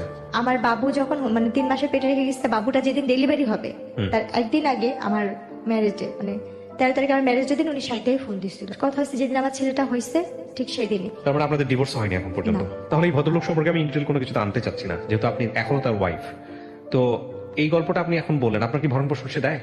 সে আমাকে কোনো ধরনের টাকা পয়সাও দিচ্ছে না এবং আমার বাচ্চার কোনো দায়িত্বও নিচ্ছে না। আপনি কোনো মামলা করেছেন তার এগেইনস্টে? না, আমি তার সাথে সংসার করতে চাই, তার সাথে আমি সংসার করতে চাইছি বিধে কোনো কিছু করিনি। কিন্তু তাকে আমি অনেক ধরনের হাতে পায়ে ধরে রিকোয়েস্ট করতেছি, ফোন দিচ্ছি। উনি ডাইরেক্ট বলে কি তুই কি তোর বাপের কাছে ফোন দিচ্ছিস, আমি তোর বাপ লাগি। উনি আপনাকে চায় না, বলে দিয়েছে চায় না, ডিভোর্স দিবে না? ডিভোর্সও দিবে না। আচ্ছা, তাইলে আপনি এখন কি অবস্থায় আছেন, কি করেন আপনি? আমার এই ছেলেটাকে আমি 3 মাসে পেটে নিয়ে মানুষের বাসা, আমার বাবা মা আমাকে মাইনা নেন, আমি তো একা বিয়ে করছি, এই জন্য মেনে নেয় না। তো আপনি এখন মানুষের বাসায় কাজ করেন, 3 মাসে পেটে নিয়ে আমার বাচ্চাটাকে নিয়ে মানুষের বাসায় থাকেন। আচ্ছা, আমি যে কাজ করি কেউ আমাকে কাজেও রাখতে চায় না, আমার চেহারা মুখ ঢেকে কাজ করি। এক্স্যাক্টলি, আপনি মুখ ঢেকে কাজ করেন। এবং আপনাকে আমি বলেছিলাম যখন আমি ভিডিওটা করি শুরুতে, যে 1 বছর ধরে আমি আপনাকে ঘুরিয়েছি এই গল্পটা প্রচার করার আগে। প্রত্যেকটা অক্তের নামাজে আমি শুধু একটা কথাই বলি যে আল্লাহ যেন আমার আর আমার ছেলে। আল্লাহ তো সবকিছু দিতে পারে, আল্লাহর কাছে আপনি ভালো জিনিস চাবেন, আপনি কেন খারাপ জিনিস চান? ভাই, ভালো জিনিস তো অনেক চাইছি। ধৈর্য ধারণ করেন, আপনার লাইফটা একটা এক্সাম। আপনি আমাকে বলেন, আপনার তো 2 কাঠা জমি আছে, আপনি চাইলে ওটা বিক্রি করে দিয়ে তো একটা কিছু করতে পারতেন, কেন করেননি? ভাইয়া, ওটা এমন ভাবে যারা আমাকে দিচ্ছে আমি বিক্রি করতে পারবো না। কিভাবে দেয়া আছে? হ্যাঁ, এভাবে দেওয়া আছে। তাহলে তো ওইটা বিক্রি করলে আপনি 3 লাখ করে 12 লাখ করে কাঠা হইলে আমি 2 কাঠা বিক্রি করলে হয়তো নিচের পক্ষে 4 লাখ বা 5 লাখ টাকা হয়তো বা পাবো। কিন্তু এটা এমন ভাবে তারা আমি বিক্রি করতে পারবো না। আচ্ছা, আমি নাম্বারটি দেওয়ার আগে আপনাকে আবারও সতর্ক করছি, এই নাম্বারটি দেওয়ার ফলে কোনো লিসনারের সঙ্গে, কোনো ভিউয়ার্সের সঙ্গে যে কোনো ধরনের ব্যক্তিগত সম্পর্কে জড়ানো, যে কোনো ধরনের নেগেটিভ কোনো কিছু তৈরি হওয়া বা কোনো ধরনের কোনো কিছু যেটা আপনার জীবনের জন্য দুর্বিষহ হতে পারে, সেটার দায় দায়িত্ব সম্পূর্ণই আপনার। এই বিষয়ে ঢাকা এফএম বা আমি আর জি কিবরিয়া কোনো ধরনের দায় নিব না। এটা জেনে শুনে আপনি নাম্বারটা দিচ্ছেন। কার সঙ্গে আপনি কথা বলবেন, কার সঙ্গে আপনি সম্পর্কে জড়াবেন, কার সঙ্গে আপনার কি হবে না হবে, সমস্ত কিছু আপনার। এখানে আমাদের কোনো দায় নেই। আপনি কি বুঝতে পেরেছেন আমার কথাটা? হ্যাঁ, সেটা বুঝতে পারছি। জেনে শুনে আপনি দিচ্ছেন। আপনার যদি ভালো হয় সেটাও আপনার, যদি মন্দ হয় সেটাও আপনার। ঠিক আমি আছে? এখানে সবার কাছে শুধু একটা কথাই বলবো, আমার জীবনে প্রথম যেটা হয়েছে, আমার বাবা আমার ভুলের কারণে, অভাবের কারণে আমার বাবা আমাকে বিয়ে দিচ্ছে। Right. এটা হয়েছে আমার তরফ থেকে কথা। আমার মতো জেসমিন যারা সবার ঘরে জন্ম হয়েছে, যারা গরিব ফ্যামিলি, বিশেষ করে এদের বাবা মা যদি রিক্সাও চালায়, ভাত খাওয়া সন্তানকে যেন অল্প বয়সে বিয়ে না দেয়, এটা থাকবে। আর এখান থেকে আমি কি পাবো আমি সেটা জানি না। মানে চেয়ারের কারণে একটা বড় লোকের ঘরে দিয়ে দেয়, এটাও যেন না করে। কিন্তু- বলেন, আপনি আপনার সঙ্গে যোগাযোগ করার নাম্বারটি বলেন প্লিজ। এটাকে আপনার নামে রেজিস্ট্রেশন করা আছে ফোন নাম্বারগুলো? আমরা কিন্তু চেক করিনি। হ্যাঁ, বলেন আমার নামে বলেন। 01945887880। আচ্ছা, আরেকটা? আরেকটা হয়েছে 013000738 আচ্ছা, আপনি যে দুটো নাম্বার দিলেন, এই দুটো নাম্বারে কি বিকাশ করা আছে বা নগদ করা আছে? আচ্ছা, প্রিয় দর্শক এবং শ্রোতা, আমি বারবারই আপনাদেরকে বলি, এই দুটো নাম্বার আসলে ওর যতটা আর্থিক সাহায্য দরকার, তার চেয়ে বেশি দরকার ওর একটা কর্মসংস্থানের, তার চেয়ে বেশি দরকার ওর সন্তানের সিকিউরিটি। আমি ইন্সপায়ার করব যে ওর অন্তত এই জায়গাটা আপনারা এনশিওর করেন। আপনারা খেয়াল রাখবেন যে এই গল্পটা আসলে মানুষ বলে যে কাঙ্ক্ষিতভাবে চেহারা চায়। আমি বহুবার ওকে 1 বছর 1.5 বছর এখানে নিয়ে আসছি, ও আমাকে ঘুরে ফিরে একটা কথাই বলছে, ভাইয়া মানুষের সৌন্দর্য নাকি মানুষের জন্য পজিটিভ, আমার জন্য সৌন্দর্যটাই অনেক বেশি নেগেটিভ হয়ে গেছে। তো সেই জায়গাটা থেকে চলেন, ওর জন্য আমরা যদি পারি ওর একটা কাজের ব্যবস্থা করি, ওর একটা কর্মসংস্থানের ব্যবস্থা করি, এবং যে যেভাবে পারেন ওর পাশে দাঁড়ান। আমরা চাই ওর সন্তানের একটা ভবিষ্যৎ হোক। আমি আমার জায়গা থেকে আপনার গল্পটা 1.5 বছর ধরে আপনাকে ঘুরিয়ে প্রত্যেকবারই আপনাকে আমি ইন্সপায়ার করেছি গল্পটা না বলার জন্য। আমি কি ঠিক বলেছি? হ্যাঁ, আপনি আমাকে অনেকবার না ফিরাই বলেছেন। দিছি। আর আমি বারবারই আপনার সেই কারণে আসছি, আমার চলার মতো কোনো পথ নেই। আর আমি কোথা থেকে স্বাভাবিক আর কোথায় আমি কাজ আপনার গল্পটা এই জন্যই প্রচার করলাম, যাতে করে এই গল্পের শিক্ষণীয় বিষয়গুলো নিতে পারে। কারণ আমি জানি গ্রামের মানুষ থেকে শুরু করে সবাই আমার এই অনুষ্ঠানগুলো দেখে, সব শ্রেণীর মানুষগুলো দেখে। আপনি যে কথাগুলো লাস্টে বলছেন না, যে সামর্থ্য যতটুকু অতটুকুই যাওয়া উচিত, এটাই হচ্ছে এই গল্পের সবচেয়ে গরিবের বড়। দেওয়া ভালো, কিন্তু গরিবের কাছেই যেন যায়, এই যাওয়া ভালো, সম্পর্কের জায়গা কিন্তু থেকে। কোনো বড় লোকের কাছে। আর একটা মেয়ে যদি কম শিক্ষিত হয়, তাকে কম শিক্ষিত ছেলের কাছেই বিয়ে দেওয়া ভালো। শিক্ষিত ছেলের কাছে দিবে, সে খোটা দিবে। হাতে গোনা কয়েকজন তাকা যে আল্লাহ দুনিয়ায় ভালো থাকে, যেমন ম্যাক্সিমাম সিনারিওটা এরকম। হ্যাঁ, যাদের মধ্যে যারা আমাকে হেল্প করছে তারা ভালো ছিল, বা আমি কাউকে বিশ্বাস করে গেছি এটা আমার ভুল ছিল, বা আমি যেখানে কাজ করতে যাই কেউ আমাকে কাজে নেয় না, কাজের আগে বলে কি তোমাকে কি কাজে নিব, দেখা গেছে আমার স্বামী বা আমার ছেলে তোমার সাথে, তখন আমার Right, মুখ right. থেকে কাজ করতে হচ্ছে। Right, আতঙ্কের আমি জায়গা। সর্বক্ষণ এইভাবে ঢেকে কাজ করি, আর বাচ্চাটাকে কোলে নিয়ে। এমনও দিন যায়, আমার ছেলেটা যখন ছোট, আপনি দেখছেন আমি যখন আপনার এখানে আসছিলাম, আমি এক বাসাতে কাজ করে ভিজা শরীর নিয়ে আপনার কাছে আসছিলাম, হ্যাঁ। শুধু বোরখাটা গায়ে দিয়ে। হ্যাঁ, হ্যাঁ, আপনার হ্যাঁ। বাচ্চাটা একটা তসবি দিছিলেন, আমার ছেলেটা তসবি নিয়ে গেছিল। আচ্ছা, আমার বাচ্চাটাকে রেখে আমি যখন কাপড় ধুই, আমার ছেলেটা আমার সাথে যে বাথরুমে বসে কাপড় ধোয়। প্রিয় শ্রোতা এবং দর্শক, এই ঠান্ডার কাজের জন্য আমার বাচ্চাটা মেডিকেলে ভর্তি ছিল। একবার আমি দোকান থেকে 2 টাকা 5 টাকা তুলে আমার আমি বাচ্চাটাকে জানি চিকিৎসা আমি করছি। জানি আপনি গল্পগুলো আমাকে বলেছেন। আমি তো বললাম এখানে যে আপনার গল্পের যে উপাখ্যান, সেটা যদি আমি ঘন্টার আর পর ঘন্টা অভাবের মানুষকে কারণে শোনাই। আমার এই নুসপাপ দুধের শিশু বাচ্চা নিয়ে আমি ফাঁসিতে যখন মরতে গেছিলাম, আমার ছেলেটা বাথরুম করে দিছিল। আর সেদিন থেকে আমি ওয়াদা করছি, আমার যদি কোনোদিন কারো কাছে ভিক্ষা থাল নিয়েও দাঁড়াতে হয়, আমি আমার ছেলের জন্য আমি মানুষের দরজায় ভিক্ষা থাল নিয়ে দাঁড়াবো। কিন্তু আল্লাহ পাক যেন কোনো কারণে আমার এই রশিটাকে ছিঁড়া দেয়। তখন আমি অনেক কষ্ট, আমার পার নিচে যে টুলটা ছিল সেটাও পড়ে গেছিল। আর মৃত্যু যে কত ভয়ানক হয় আমি সেই দিন দেখছি। এর আগের কথা আমার মনে নেই, কিন্তু চোখের সামনে আমার ওই অতটুকু 6 মাসের বাচ্চা পায়খানা করে দিছিল। কি করছিলেন আপনি? ওরও ঝুলাই ফেলছিলেন একসাথে একই রশিতে যদি না দিতাম সেদিন আল্লাহু 2 দিনে আকবার। মারা আমি যেতাম। জানতে চাই না। প্রিয় দর্শক এবং শ্রোতা, আমি শেষ করছি। ভালো কিছু হোক, এই অনুষ্ঠানের অনেক বড় শক্তি আমি আছে, অনেক অনেক ভালো হাতের কিছু। কাজ জানি। আপনি হাতের কাজ জানেন? হ্যাঁ। কি ধরনের হাতের কাজ জানেন? আমি সেলাই কাজ জানি, কাঠচুটির কাজ জানি, কিন্তু আমার কোনো সামর্থ্য নেই। আমি একটা মেশিনও কিনতে পারি না। আমি আজকে কয়েক মাসে, আমার 6 মাসে ঘরবার টাকা জোগাড় হয়েছে। এই লকডাউনের জন্য আমি কোথাও কাজ করতে পারি না, দেখে আমার ঘরবার টাকাও দিতে পারি না। যতটুকু টুকটাক ছিল সেগুলো আমার এখন আপনার একটা ব্যবস্থা নিশ্চয়ই হবে। ভালো থাকুন প্রিয় দর্শক এবং শ্রোতা। ওর ভাগ্য পরিবর্তন হবেই হবে ইনশাল্লাহ। সো প্রিয় দর্শক এবং শ্রোতা, আজকের মতো আমরা এখানেই শেষ করছি। আমরা অবশ্যই বিশ্বাস করি এই বোনটির ভাগ্য পরিবর্তন হবে। আপনারা আপনাদের সামর্থ্য অনুযায়ী ওকে সামনের দিকে এগিয়ে নিয়ে যাওয়ার চেষ্টা করবেন। আজকের মতো এখানেই শেষ করছি। আসসালামু আলাইকুম।